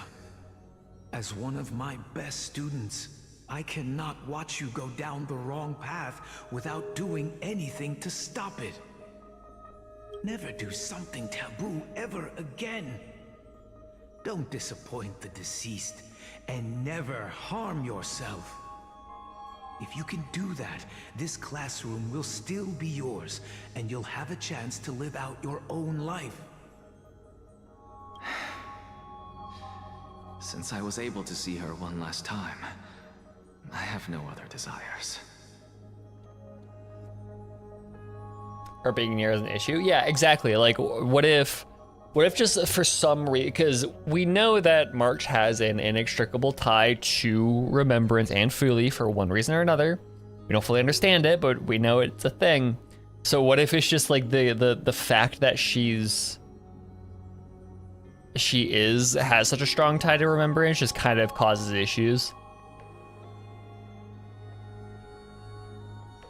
Empedocles is such a great teacher. You're right, teacher. Yeah. It's time for me to start. Honestly, fair. It's like, yo, I get it, but also don't do that, dipshit. Don't hurt yourself for this. I'm sincerely glad for you, child. Now then, what topic? I wish to continue Thalesis' research. Continue the research into souls, but you know that the Grove has long since understood his philosophy like the back of their hands. Even if you continue digging into this subject, your efforts... No, teacher. After my fleeting glimpse of the deathly fog, I finally understood a single truth. Since ancient days, our understanding of the souls is but the tip of the iceberg. I may have lost an eye, but my view of the world has become clearer than ever. I have grasped the truth with my bare hands. Watch as I turn this farcical world upside down. It's all a hoax, a lie. Who would have thought such a secret lay concealed beneath that hefty eye patch of yours? However, this story doesn't seem to be connected to your plan. In fact, I'd say that they aren't related Okay, at all. Odin. The answer Good lies lord. within the tale. If even you cannot understand it, perhaps you should relinquish the divinity of reason to me. After all, it'd be a waste for you to hold on to it. My story ends here. Now it's time for you to tell me your secret. After all, this is what equivalent exchange means, correct? As expected, you laid a trap for me to step into, unfortunately. Even if I was willing to talk about my past, I may not know more about it than you do. Oh? Are you saying that the renowned Reason Titan is now admitting a lack of wisdom? Your followers are going to be Hey, sorely wisdom is different from memory and knowledge, okay? Child of humanity, remember this. Being cognizant of one's ignorance is the greatest wisdom of all. Now I understand. No wonder you asked me to answer your random, nonsensical questions. Not only that, you're the only one who can shed light on my query. As the saying goes, onlookers see most clearly. Is that so? Lord Anaxa. So the only Titan that knew shit was Oryx. Yep. We're kind of fucked. I saw you muttering to yourself and was wondering whether you were caught in a delirium of reflective thought. I'm sorry to interrupt you, but time is of the essence. I have a message from Lord Lygus. Lady Kindness has met up with the Council of Elders and is awaiting your arrival, so please depart forthwith. It's finally time. Forthwith is what a word that is. Carefully. The one who created the world, and the one who bears the world. If you truly have not met your end, how will you answer the challenges of those who defy you?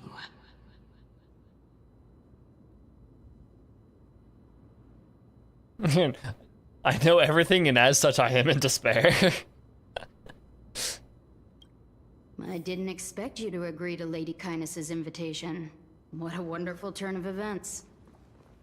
To tell you the truth, there are many people who hold grudges against that Lady Goldweaver. Isn't that the dromas draped in finery? Avoid his gaze. I don't acquaint myself with blasphemers.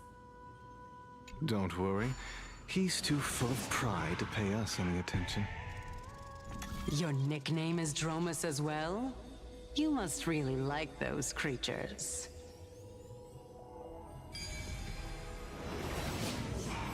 A student of Empedocles?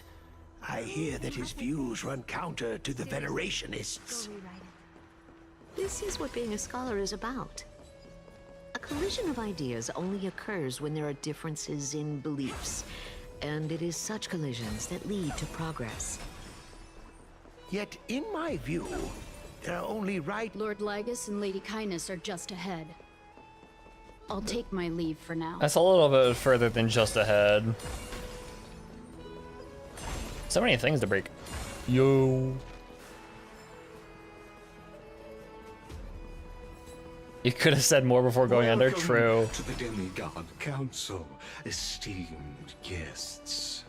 Elder Kindness. Hello, Elder Lord Kindness. Anaxagoras. Oh, I've heard so much about you. Head of the Nusporists of the Grove of Epiphany, notorious blasphemer, a Chrysos heir who bears Circe's court name, a survivor of the Grove calamity. Did I miss anything? Well, if so, please be so kind as to enlighten me. I'm a stand. Ugh. Since Lady Kindness is already well acquainted with me, I won't waste any effort introducing myself again. But then again, perhaps the customs are different here. Back in my hometown, there is a form of etiquette known as honoring guests. The host will welcome their guest with warm hospitality by treating them to fine wine and a cozy bed. And yet, ever since I arrived, I have not been welcomed with warm courtesy or ceremonial gifts. Instead, I am met with intense scrutiny. Even more absurd, the host has sharpened their blade and instructed their servants to lie in wait in the shadows. Perhaps you intend to cut open my heart, retrieve the core flame, and then hold a grand feast for all of the guests. Everyone, stand down. Thank you for understanding.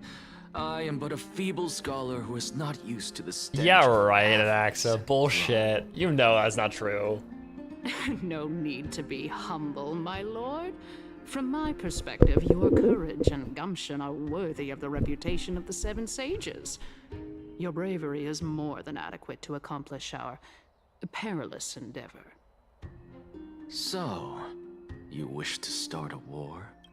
What was the thing? Hold on. I am but a feeble scholar. Or something, I don't know. What was feeble scholar number? Oh, okay. Well, since the Chrysos heirs are calling for war, we will respond in kind. Conflict is inevitable. Since Aglaya endeavors to suppress the virtuous commoners with blood of gold, we will not hesitate to display the rights and mettle the citizens of Akama are so entitled to. Fair, I guess. As to your question of whether peace is still a viable option, well, to that I can only say this. Everything hinges on the next citizens' assembly and whether they have a sudden epiphany amid the clamor of the masses. I mean, we all know that you are gonna, like... We all know that you're gonna, like, abuse that shit, right? Like, we all know that you have plans to, like, engineer it to be interesting, right? Like, you're gonna do shit. We all know that.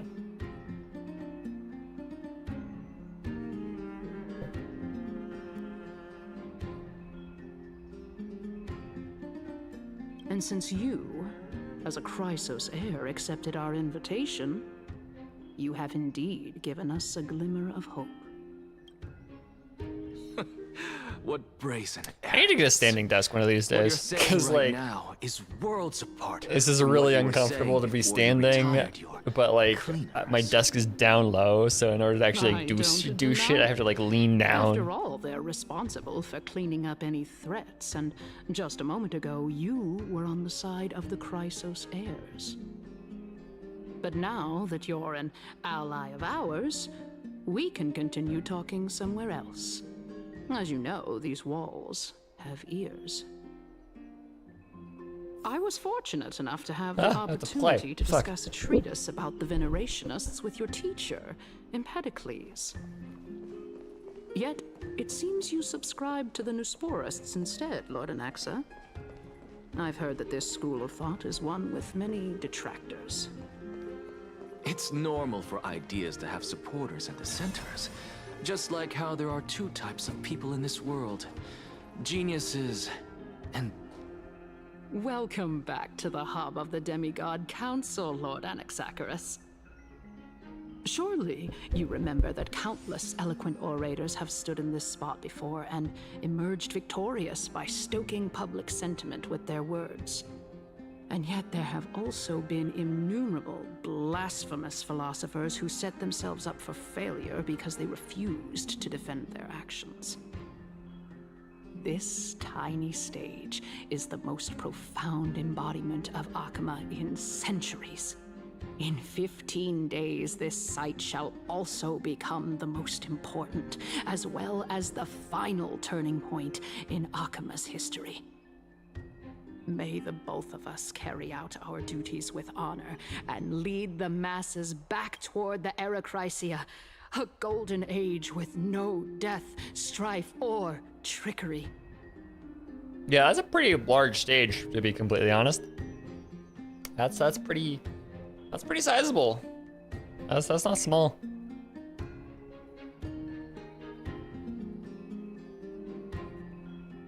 Yeah, the biggest single building in Akama. That's like calling like fucking Red Rocks a small venue. Like it's not big, but it's also definitely not small. That's like the biggest thing in that on like that entire area. But also the set piece in the middle of a fucking core flame. Like, come on, dude. Like, what are you talking about?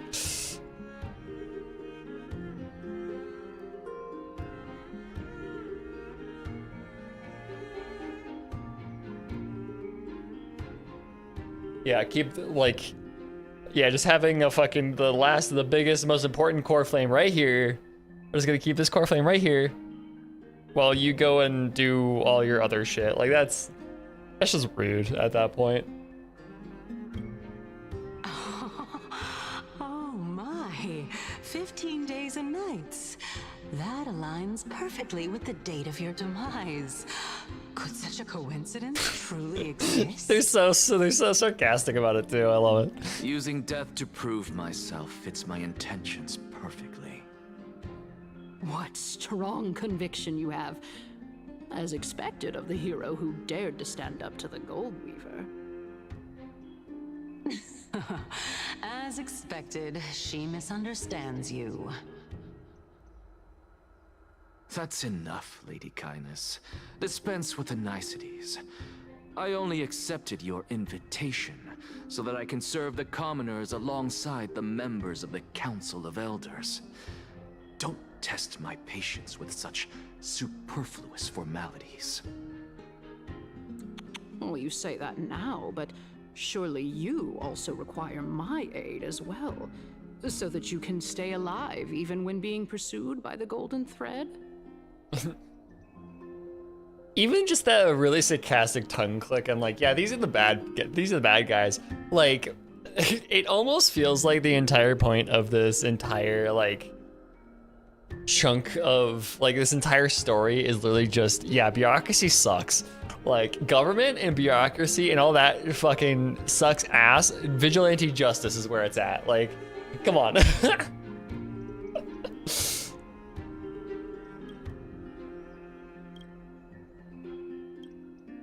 You worry too much. She won't show her hand too freely, as she still needs to garner support from the masses at the Citizens' Assembly. Even someone like me can tell that only a sliver of her humanity remains. Surely you're not asserting that she will definitely act in a rational manner. Well, she kind of has to. Anarchy, anarchy, anarchy, like the fun kind too. Which makes it the bargaining chip that allows me and the rest of you to negotiate with her. However, in return, I'll need the Council of Elders to support me as much as possible. Naturally, this includes the guards as well. You're well aware how valuable Cersei's core flame will be in the era Chrysia that you are desperately pursuing. Talk is cheap, so you'd better act prudently as well. I understand. After all, this battle of wits is just a means for each party to acquire what they need. As long as your request is reasonable, the Council of Elders never shortchanges its allies. Since we're both intent on mutual cooperation, let's not mince words and just speak plainly to each other. Let us decide how much we can secure for ourselves and how much we're willing to sacrifice, like true philosophers, with our words and wisdom. I don't like you. I'm gonna be straight up. I don't like her. Continuing from the earlier topic, let us discuss our common enemy, Aglaia. She is the second most experienced Chrysos heir across the whole of Akama, who has gradually lost her humanity to the ravages of time and the ablation of the core flame. A formidable opponent indeed.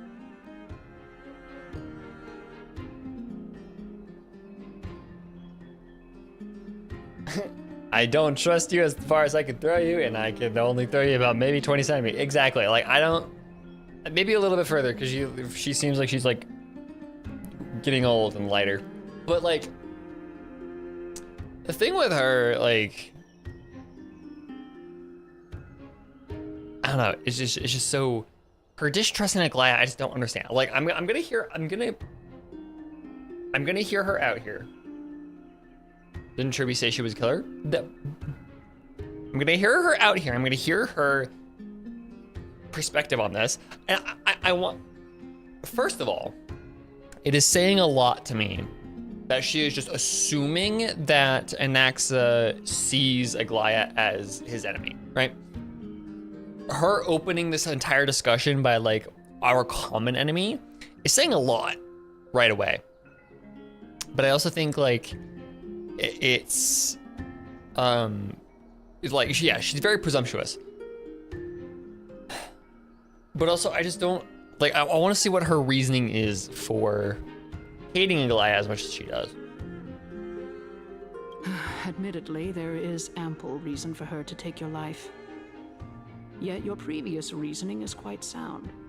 As a seasoned political animal, it's unclear whether she will actually cross that irreversible boundary. Moreover, she still needs you alive so that the Titan's trial can be completed. Political animal? What the fuck?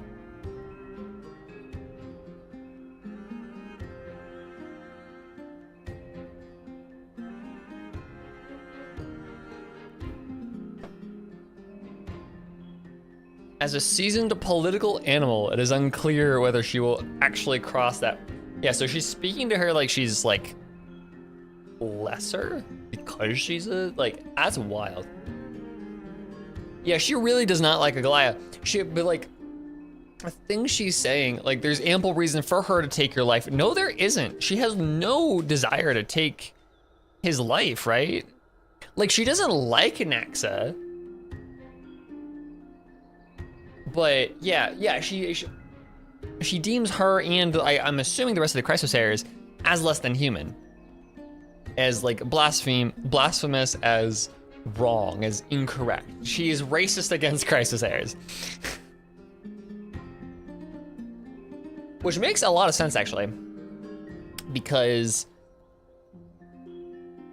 they're the only thing standing in between her and total power, right? Like the Chrysosayers are the only like check against the Elder Council that exists in Akama. So it makes sense. Is there anyone present who can swear by the sacred vow of Kefali and guarantee that you weren't in league with that woman before coming here? Are you just trying to pull the wool over our eyes and aid her in her savagery?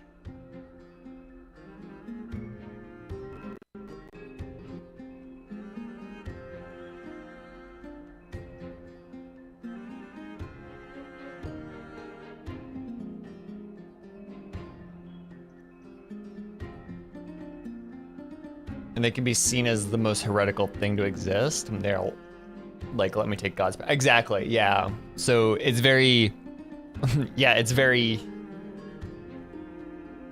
I can see why. It's just, yeah. I can't tell if she's very like, if she's actually believes this hate or if she's using it as a rhetorical device to like keep her power. I believe you're aware of Castorus the Executioner. Long before I returned to Akama, Aglaya had already dispatched her to monitor me. If I weren't able to reach this place in time, I would have been forced to meet Thanatos first.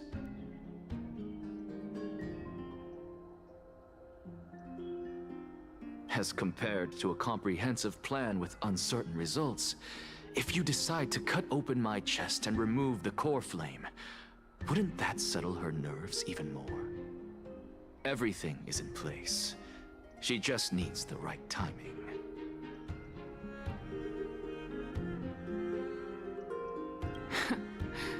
I understand what you mean.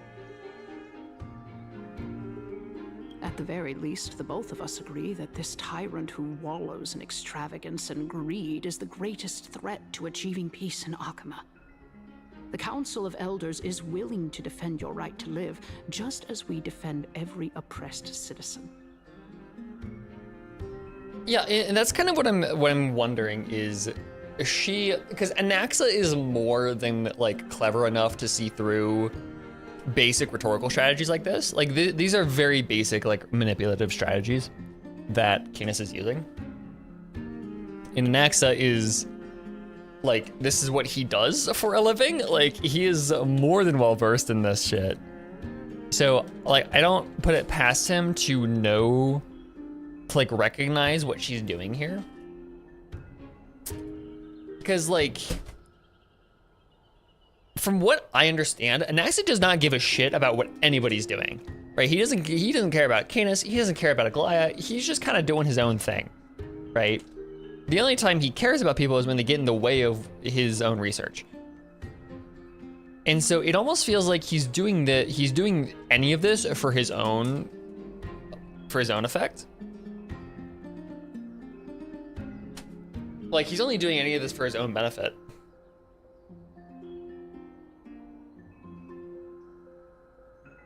Yeah, and that is true. He is the president of the debate club, pretty much.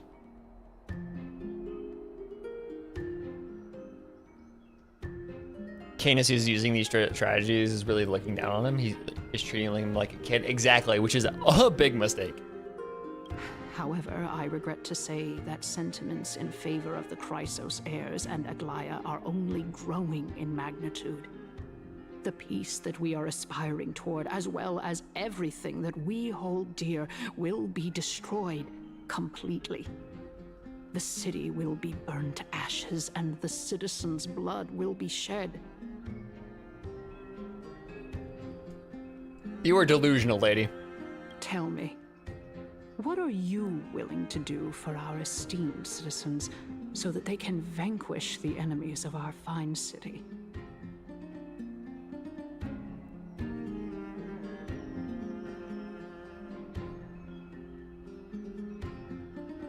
Garnering my support is equivalent to garnering the support of the entire Grove. Well, about that, the entire Grove is kind of gone and dead. So I'm gonna say it too.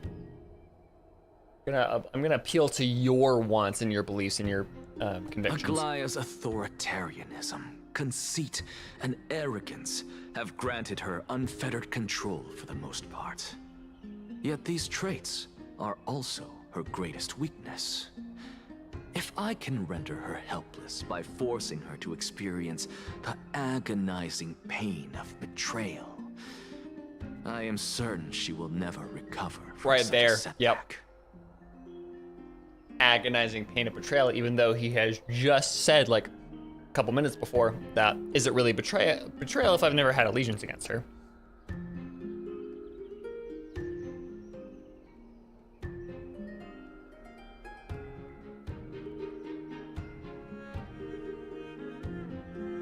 And that's a cool argument. However, it proceeds to tear down your entire argument.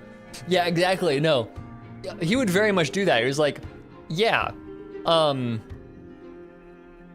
this was a good attempt at manipulation. You could have done it this way instead. That would have worked way better. Bye.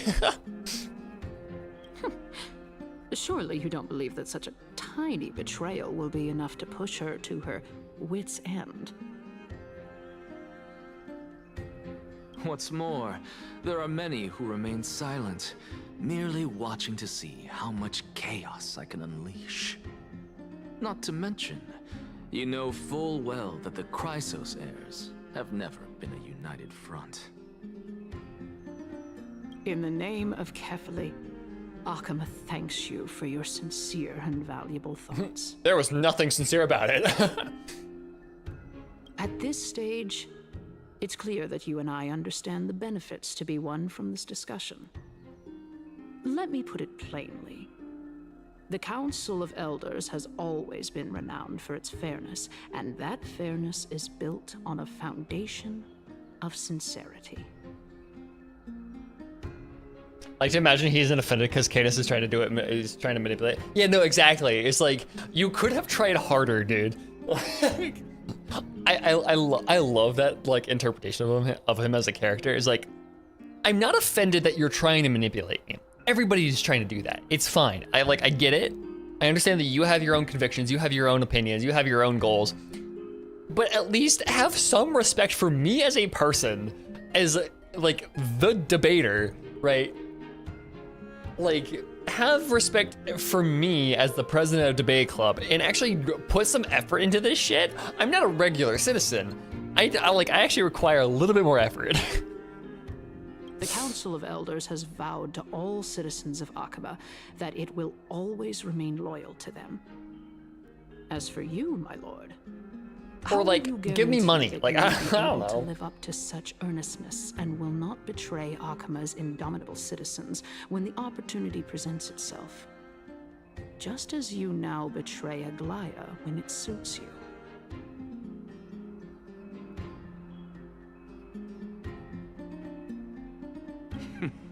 Surely you jest. My loyalty does not need to be proven. The fact that the Council of Elders is asking for proof of my loyalty is itself akin to a form of betrayal.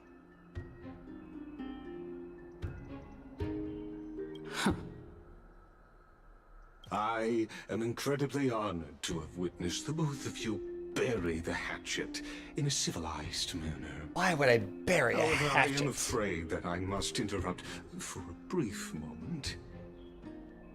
Carlac moment. No, that's not Carlac. That was Lae'zel.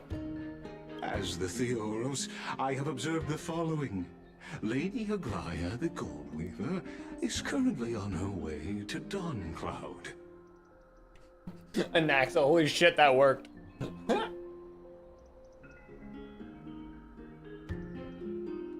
I love this interpretation.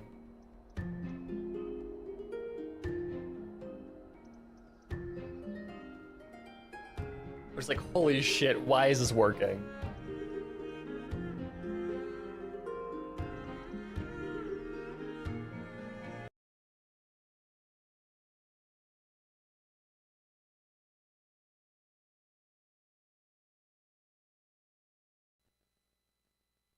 Whoopsie-doo.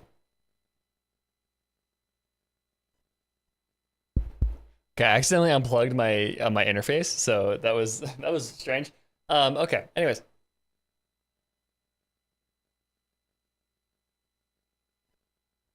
that was really weird. Fucking around with my headphone wire, cause yeah.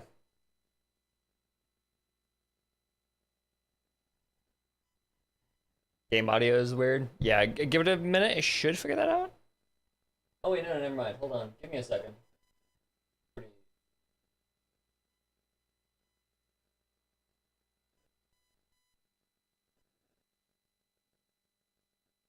Why did that fuck up? Excuse me?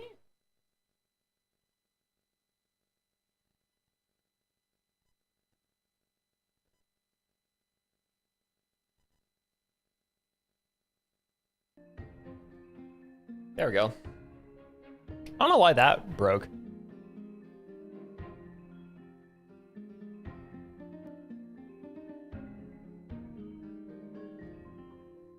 Cool. Oh. Apologies for that. Well, I do believe that we might have a slight overabundance of guests today. So weird. Like, yeah, that is, holy shit, that were like I love to imagine like a Ferris Bueller's Day Off kind of like side cut to where he just like looks at he looks at Cersei and is like, that worked. Like, Feeling dissatisfied, Lady Kindness?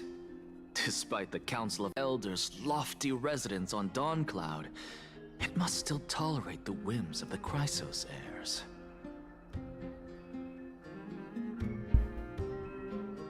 So you were holding back just now. Seems like you are better at playing this game than I. In any case, yeah.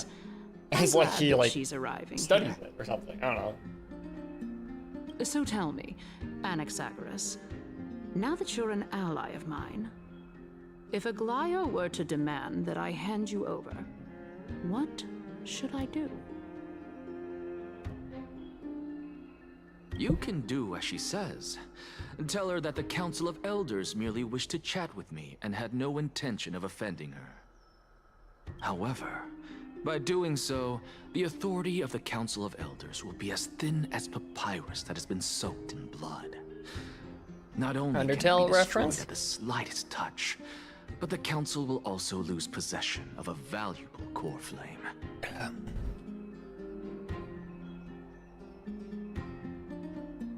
No, more like 2 core flames. After all, at the next Citizens' Assembly, that young lady who is synonymous with death will also be standing on our side. That's, okay. Oh? How can you be sure of that? Is that of importance to you? All you need to know is that I have a plan. In my opinion, you should be more worried about the impending threat. If Aglaia sees me in full view of the masses today, she could also dismiss the entire Council of Elders in one fell swoop tomorrow.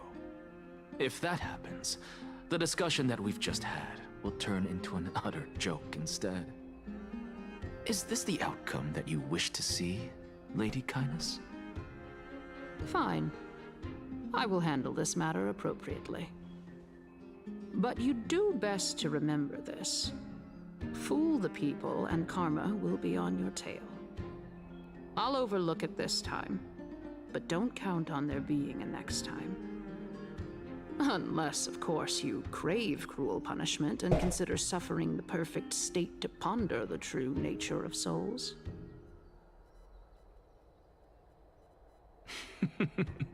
Well, what do you know? That happens to be one of my rare talents. We shall see, then. Ah, I've got to say that you've managed to really impress me again. But shouldn't you be going after more?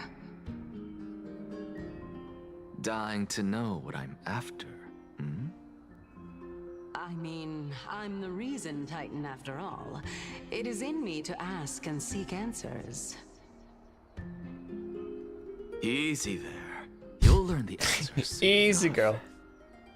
I didn't bring it up with her purely because she doesn't have the means to give me what I truly want. It's as they say, onlookers see most clearly. The true masters of Dawncloud have always been the Theoros, who watches over everything. Stare. Easy, girl.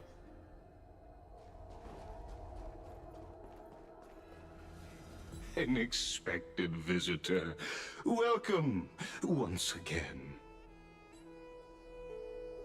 You know, you could actually skip all the pointless debate and come straight to me to seek an audience with Kefali. Huh? I have no reason to refuse you, do I? That's a thing? You may not, but Kindness has. Whoever gets hold of Kefali's core flame will get to rule over Akama. She is wary of me, so naturally I had to gain her trust. I would say that debate was not at all pointless. Very true. Like, this is like, yeah, I know. This is so funny that like it's just there to like, I see what this guy's doing. Okay, respect, dude. In my view, this individual has gone to great lengths to get close to Kefali. He might very well be plotting something nefarious against the Titan. Are you still Yeah, it was just for Canis to feel respected, yep. Yes, very much so. All living creations are always free to visit Kefali's transcendent vessel. This comes with being the World-Bearer. How convenient it is to be able to hear what they say. It is truly my honor to speak to a venerated Titan in person. Please, go ahead. Let me join you both on this journey. Oh, a bygone myth tells of an occasion where Kefali once answered their followers' questions on the peak of the Holy Mountain.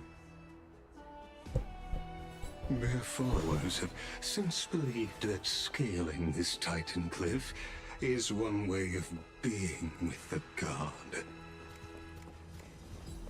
Hear that? It's not every day that you get to climb a mountain with Circes.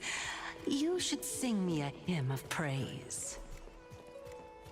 And I got what you guys mean. I wouldn't trust Titus myself. I mean, I don't trust him either. But I mean, it was very early. It was established very early that he's more of a neutral party than anything.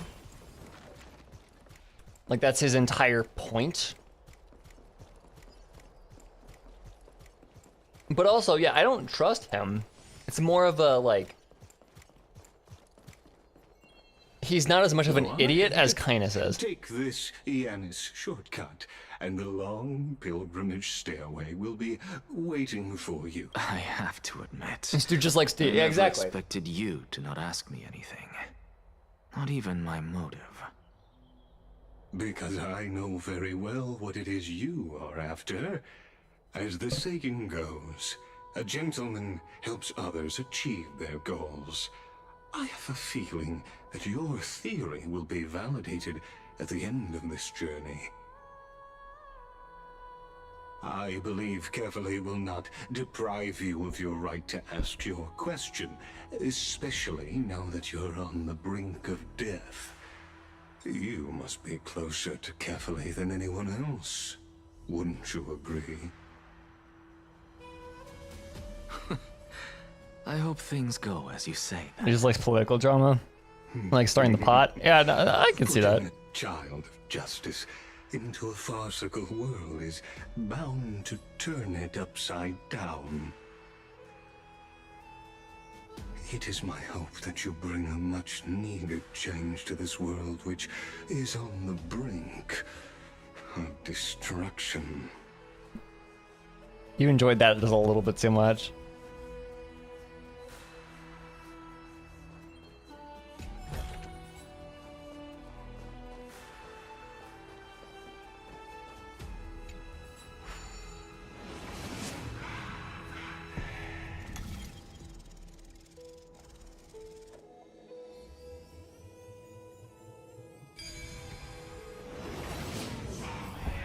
Honestly, this is my first time going up to Dawncloud's peak. What a splendid view.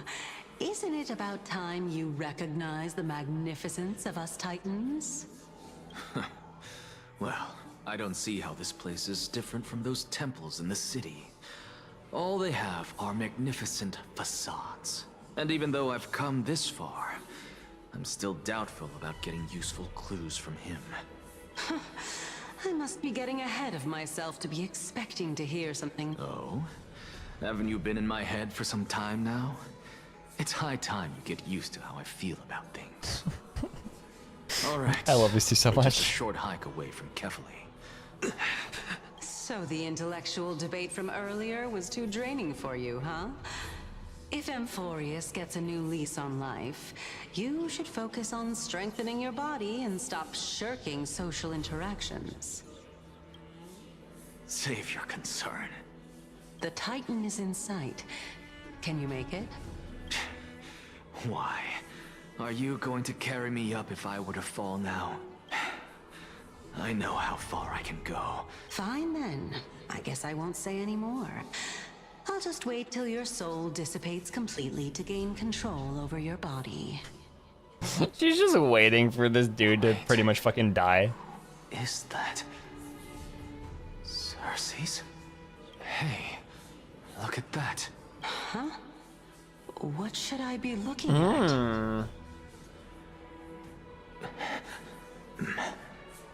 Am I hallucinating? Or do we even get to see souls when we're close to dying?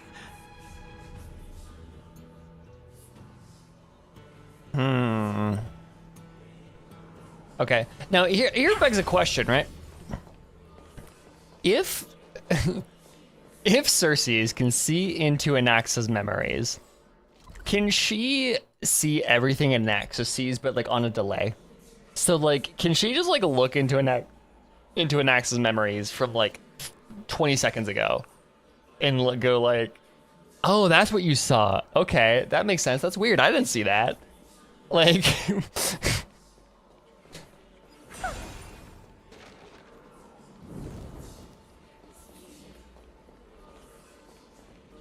like that would make this so much easier. Like, oh, okay, yeah. So you have that like thing, that weird occurrence that happened like just shortly before, like a little bit ago. I see what you're talking about now.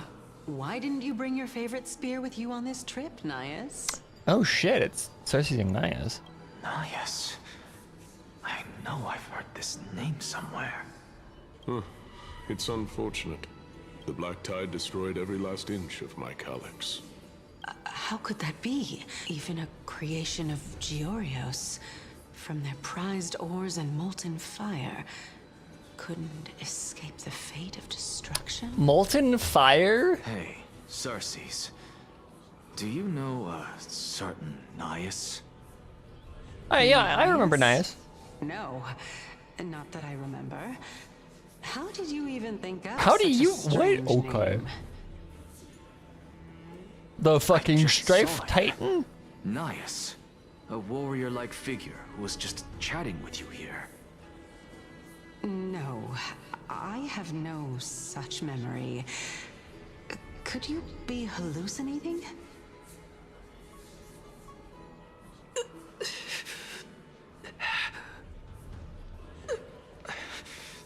This is a departed spirit?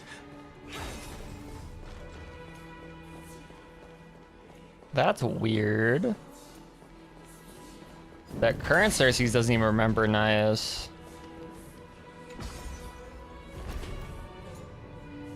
Why does she sound nervous? That's a good question. It's more she sounds confused than anything.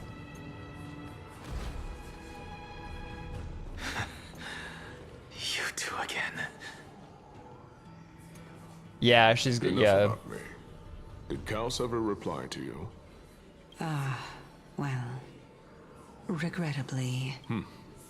Seems like the price of becoming a demigod is a lot heftier than we thought. Chaos. Demigod. I've never heard of this person. Which Titan's authority did he inherit? Look on the bright side, Nias.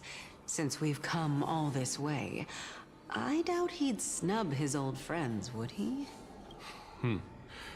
Let's just hope we mean as much as the world to him. Hey! Are you seeing that same hallucination again? Yes. It's still you and Nias, but you're now talking about a certain Chaos. I'm guessing he's one of your companions?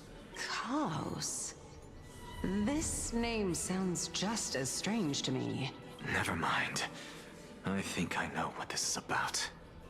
If things are as I thought, then they aren't hallucinations, but the souls of people. What? But if those are the souls of the dead, then what am I? That's a wonderful question, Cersei's. Beats me. For all I know, you're just an illusion I conjured up in my dying moments. Let's just keep going. As long as I take in more sights and hear more stories. No, they're memories. They would be memories of dying people. Know your limits.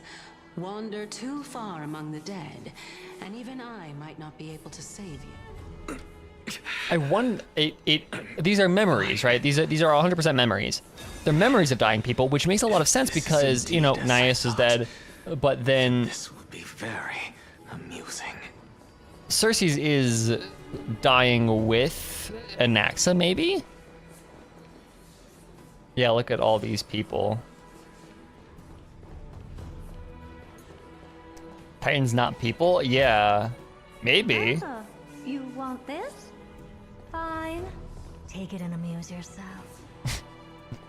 Yeah, Cersei's is just a manifestation of his consciousness. He's like, yeah, no, he's just straight up going insane. He's not like what's a Titan? Nobody knows what a Titan is. Like,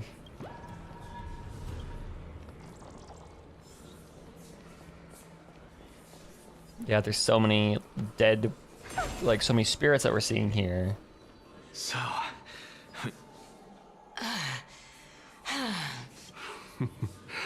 Can you keep going? You're floating. It's like Paimon, like, complaining about... ah, fuck. Okay. It's like Paimon complaining about shit. It's like, you are floating. That, like, you're fine. Don't... Stop crying about it. Of course. I'm just... If I knew we had to climb a mountain, I wouldn't have come along with you. I guess this also counts as one aspect of the world-bearing burden. If Amphorius does have a next life, you may want to get your body in shape. Keep your sarcasm to yourself. I'm not getting anything of value from them. I would sooner throw myself off this cliff and hit rock bottom than exercise even a little. Feel that? I am Calypso of the eminent Seven Sages, after all. Training would make me no different from those Helcalithist barbarians. Calypso. She's one of the Seven Sages. A member of the Grove? No, she can't be. I would know her name if she really were one of the Seven Sages. Hey, Cersei's. Does the name Calypso ring a bell? Cersei's? Oh, where did Cersei's go? They're gone. So... Doesn't matter. I can do this myself. Okay, so. I remember the... Looks like I'm nearly there now. The land of the dead. Where did we hear the name Calypso before? She called herself that, right? Yeah. That's what she called herself before she revealed herself as... Okay, yeah.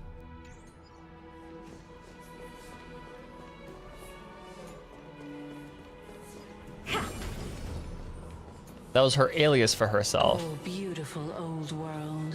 Where are you now? Oh, legendary era Chrysia, return to the mortal realm. Splendid gods once walked the paths we walk. Alas, all that's left of that warmth is a hazy mirage. Fuck are you? What? Why are you chanting that too?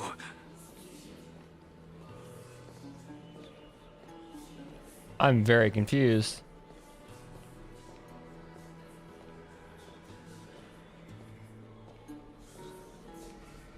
Why is Cersei saying shit? What? Okay. We're here. Finally. So... I don't get to ask the Titan my question, but all of you make for a pleasant surprise, nonetheless. Very well then. Let me uncover the truth for myself. Did I still fail to make it in time? Huh? So, I'm back here again. This is... I can hear it. I hear it from the depths of the tides, behind the closed doors of the void world. A voice ready to tell me something. This time, the voice is a lot clearer than before. Oh shit, okay.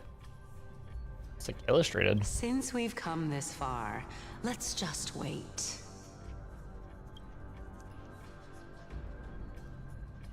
Lord Nias and Miss Calypso, are you both here to visit Chaos too? Who are you? You're pretty. Casterus? Is that Casterus? Is that baby Casterus? The ears and the flower right there, yeah. Yes. Or not the flower, the And we've been waiting thing. for quite some time now. Regrettably, he hasn't answered us. The worst-case scenario is that he's already been overwhelmed and crushed by the world-bearing burden. You're overthinking, Lord Nias. I can still sense Chaos' soul in the area. Oh, is it Thanatos? Is that Thanatos? Yeah, I like the bow tie on her head. And besides, we both know Chaos' nature.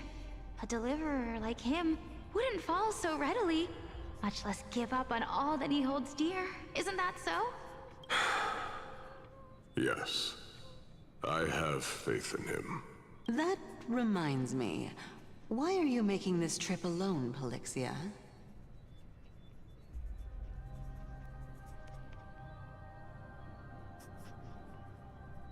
Hold on.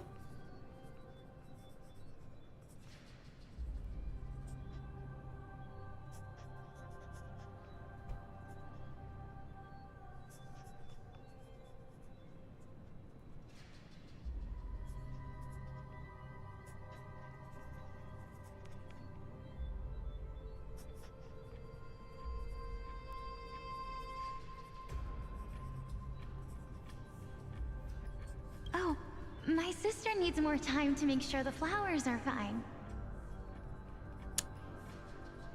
Okay, no, that makes so much sense. Yep. Casterus and Pollux. Yep.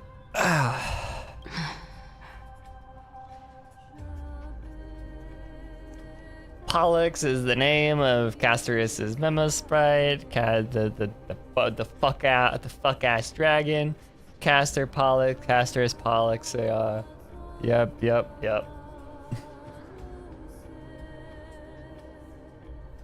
They were sisters. How the fuck did Pollux end up as a dragon, though? Huh? Okay. Such a pity. Both of you have hearts kinder than anyone else. Yet you were born only to take over Thanatos' divinity. Both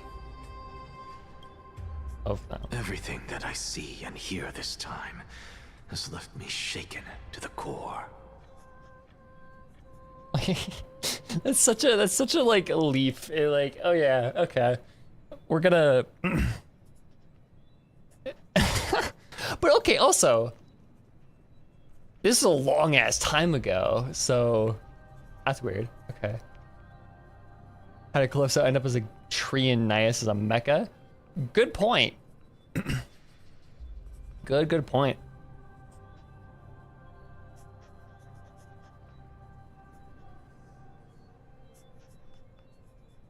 And how did Polixia end up as a fucking dragon? What may seem like a mundane conversation is in truth a once-in-a-lifetime exchange that has revealed the ultimate answer to Cersei's question. What exactly are we? The conjecture has taken shape and must now be solidified into a theorem. Next, I only need to seek verification from Kefali. By doing so, I can answer Cersei's question and reclaim my body. They are humans? No, okay. Wait.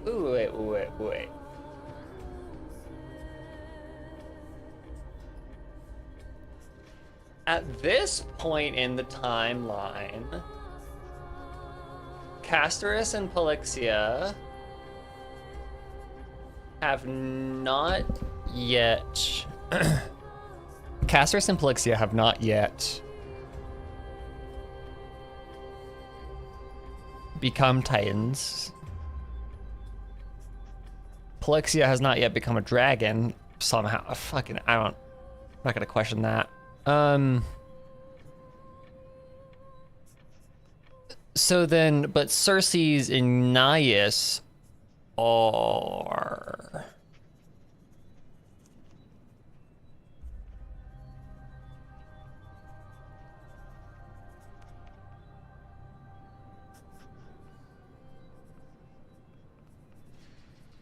Well, I mean, she is an elf, so I would assume there's just long life by default, I guess? I don't know. Nice was Nicodor's reason. Yeah, okay.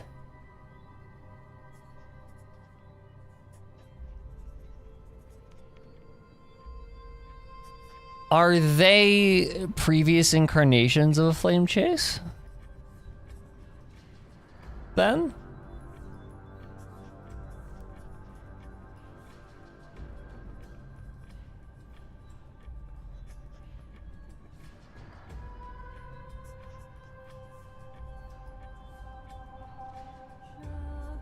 Or they were, because like in my head, what's making sense is every Titan has a mortal bound to them, more or less, or associated with them, or whatever. Because Nikodor has Naias, Circes has Calypso, Thanatos has both Casterus and Polixia, which is interesting. Right, and you can assume that the rest of the pattern continues. And these mortals that are bound or associated with them are not necessarily their Chrysos heir.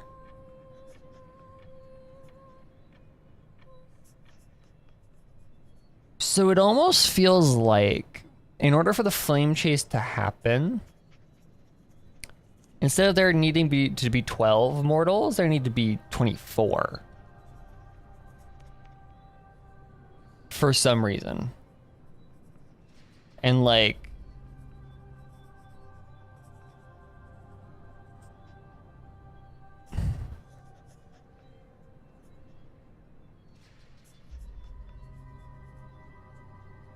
it almost feels like half of like this first set of mortals where they're to light the flame, and then the other half are the ones to take it.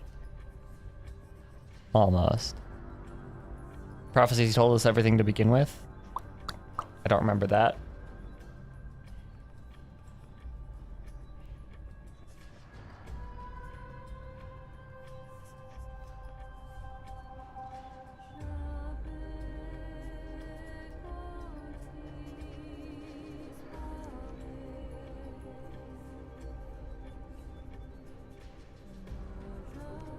Okay, hold on. What's the prophecy? Where's the prophecy? Where's the prophecy? How do I find that? Oh, why am I in Chinese?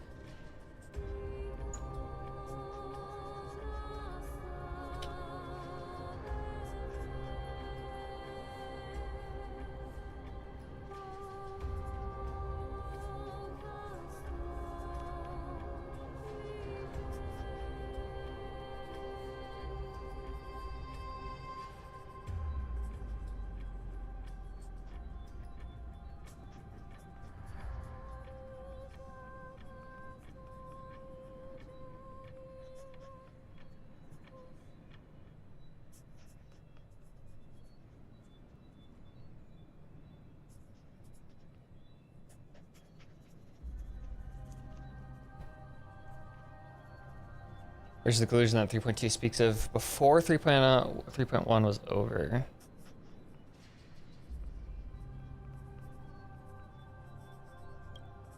But no, I will not do that. That isn't important.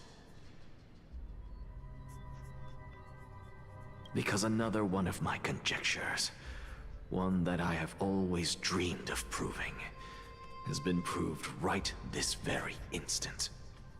Fusing a mortal soul with that of a Titan to replace said Titan is not a ludicrous idea after all. Okay.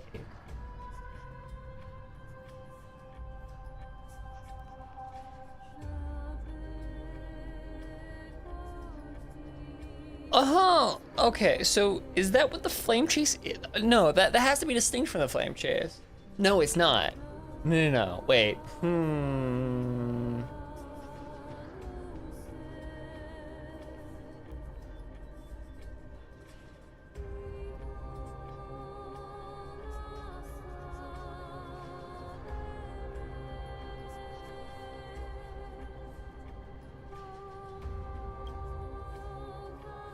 What? Oh, Hyacinth. is not the Titans doing. What do you mean?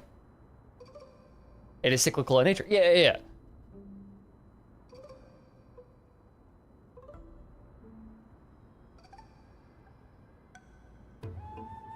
So then, was I right in the fact to say that second best girl? I do like her. She's adorable. No, so like Pink Barnera. I'm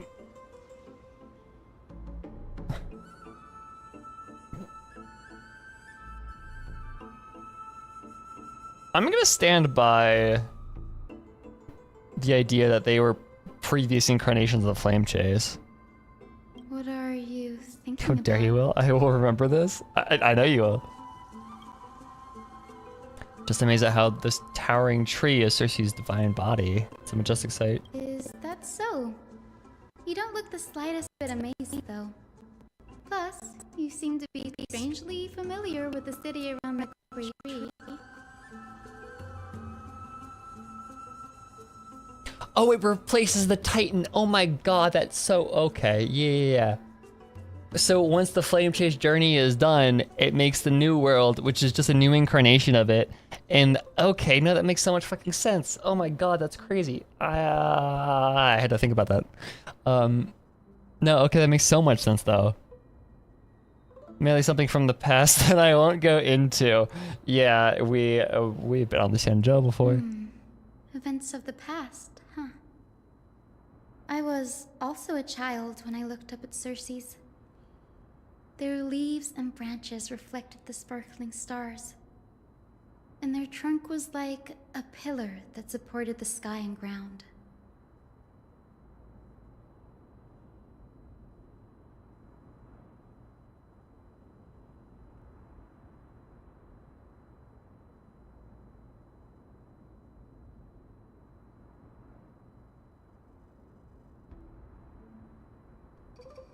So then my question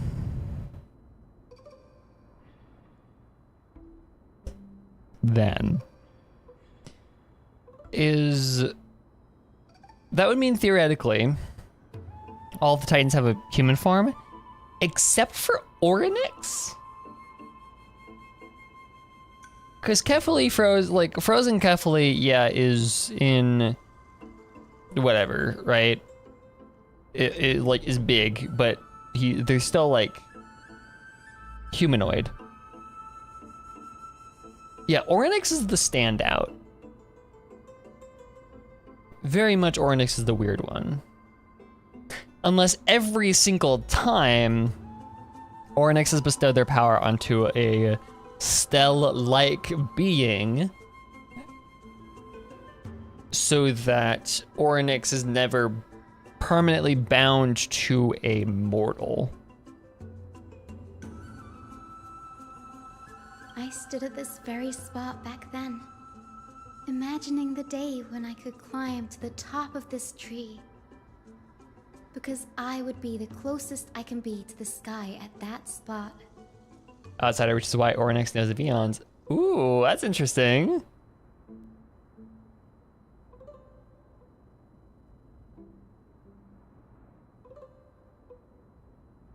Well, this isn't to say that, like, the only Aeon that the only Titan that we've been able to actually talk to without interruption and actually like have a conversation with is Orynyx, because they're the only one they're the only one that has been entirely cooperative. So it feels like it is unclear if they're the only one that knows about Titan or Eons. You're a Sky Priest, yet you study at a place that is home to the Reason Titan. That's rather counterintuitive. Don't read too much into it. I mean, can Oh, true, mortals Cersei's. even hope to reach Aquilus? But has that even come up They're a in strict conversation and yet? draconian god. Nothing like Cersei's. Reason is willing to share what is theirs with others, but Sky only expects people to revere them. You get Draconian what I'm god saying, is a- right, Denny? After all, the Titan that imprisoned you and Grey here in Amphorius is none other than Aquila themselves.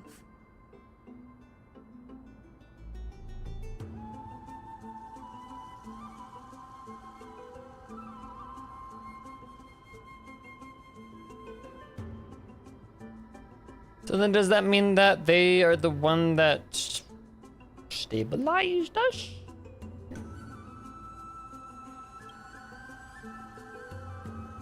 Yeah, I didn't count on provoking the ire of a local god. But there will always be people who dream of soaring towards the sky.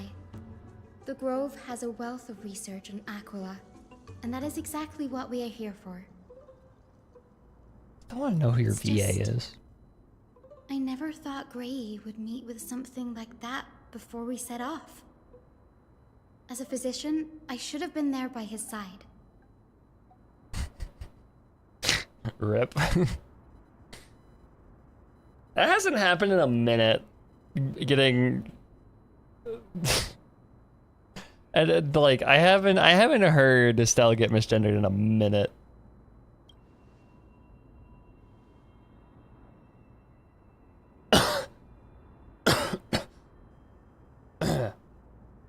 Ugh. There's something in my throat. It's weird. Bad luck tends to come in streaks, so don't beat yourself up over it. Besides, Aglaya needs you here to uncover the truth behind what happened at the Grove.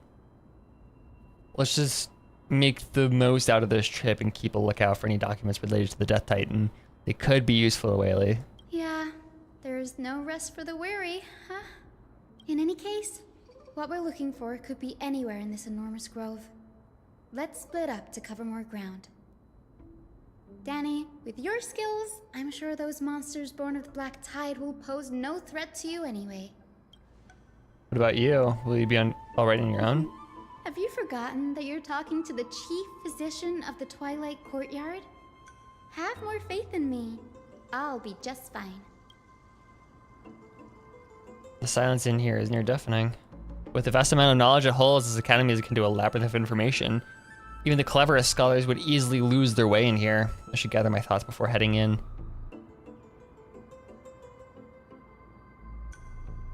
I'll leave him for us. In the myths, Aquila, the Titan who reigns over the domain of the skies, is a colossal bird that overlooks the world beneath them with 100 eyes. Whoa, okay. As long as they continue to soar above the clouds, the people of Emphorius will remain trapped on the ground. Hyacin's forebears were priests who worshipped Aquila. Nobody is more familiar to with the taboos of the Sky Titan than her. Seeing how Aglaya has sent her here as a guide, it's possible that she plans to have Hyacine take on a trial in the future. In Emphorius, Titans are a common topic of discussion. People create myths and that in turn could conceive Titans. The tricky task to keep objective view when among the people of Emphorius. Is there a way to step out of the situation and look at it from a different perspective?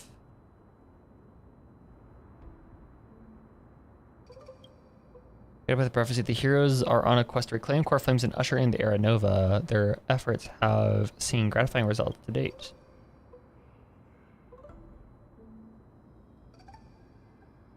I wonder what Hyacinth Crisis Air Flaw is. To me, like, as a character right now, to me it seems like empathy. Which sounds a little whack, but like, she feels like she's a little bit too caring for people, and that can get her, like, in a pickle, right? Like, she doesn't know when to set her own needs aside from other people's needs.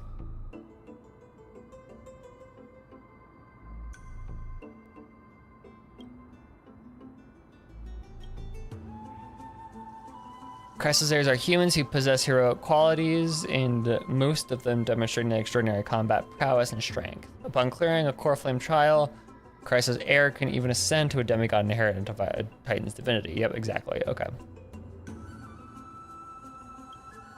I think that feels off. Is this a selection process of some sort? Donhung, be smart! We love our smart boy. Titans and Eons are two distinct classes of beings. Titans can communicate with us humans, and it is not impossible for us to overpower them. Upon their demise, we can even take over their divinity. In this regard, Titans can be said to be a lot similar to humans than Eons are. Because Eons can be any being that can literally be anything that exhibit the power of a path.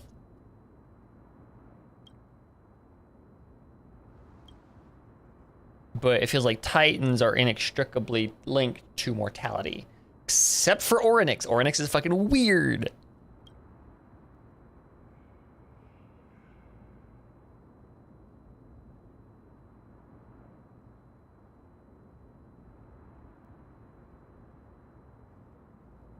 I mean, Eons can be killed and overtaken. Not in the same way that Titans can. Because Eons are just... Because, like, Titans are these, like, concrete things, right? Like, you can walk up to a Titan and hold it, right? You can come to blows with a Titan. Eons are much more abstract in that their physicality is a lot less. Yeah, they're just a lot less. So overcoming and or killing an Eon is a lot more difficult. Like infinitely more difficult. And we could have imagined that Whaley's life would be forfeited the moment we landed on Amphorius. I should have done more to keep her safe, but it's not too late. We still have a fighting chance. The unique rules that govern life and death on Amphorius might just work for our favor and save her. Yeah, March will not be happy.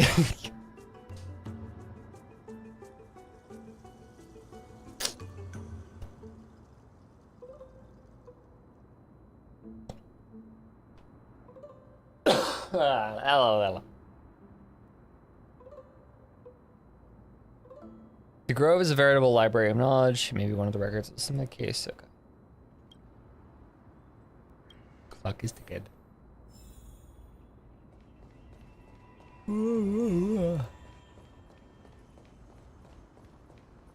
Okay.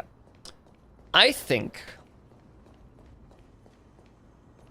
we are gonna stop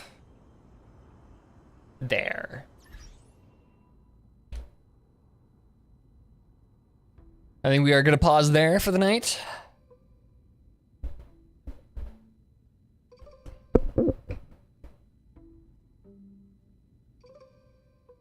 Three hours, 14:32.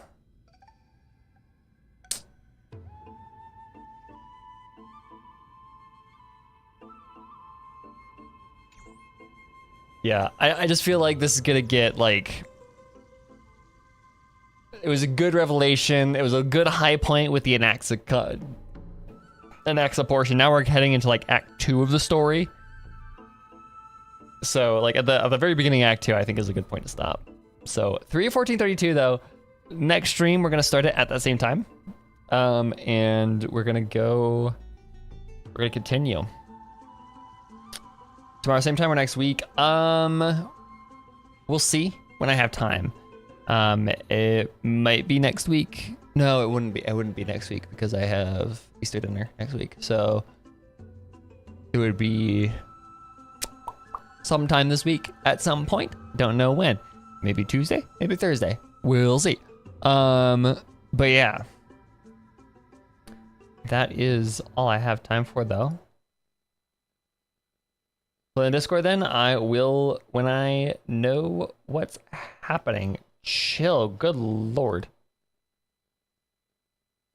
Why did that break all of my audio? What?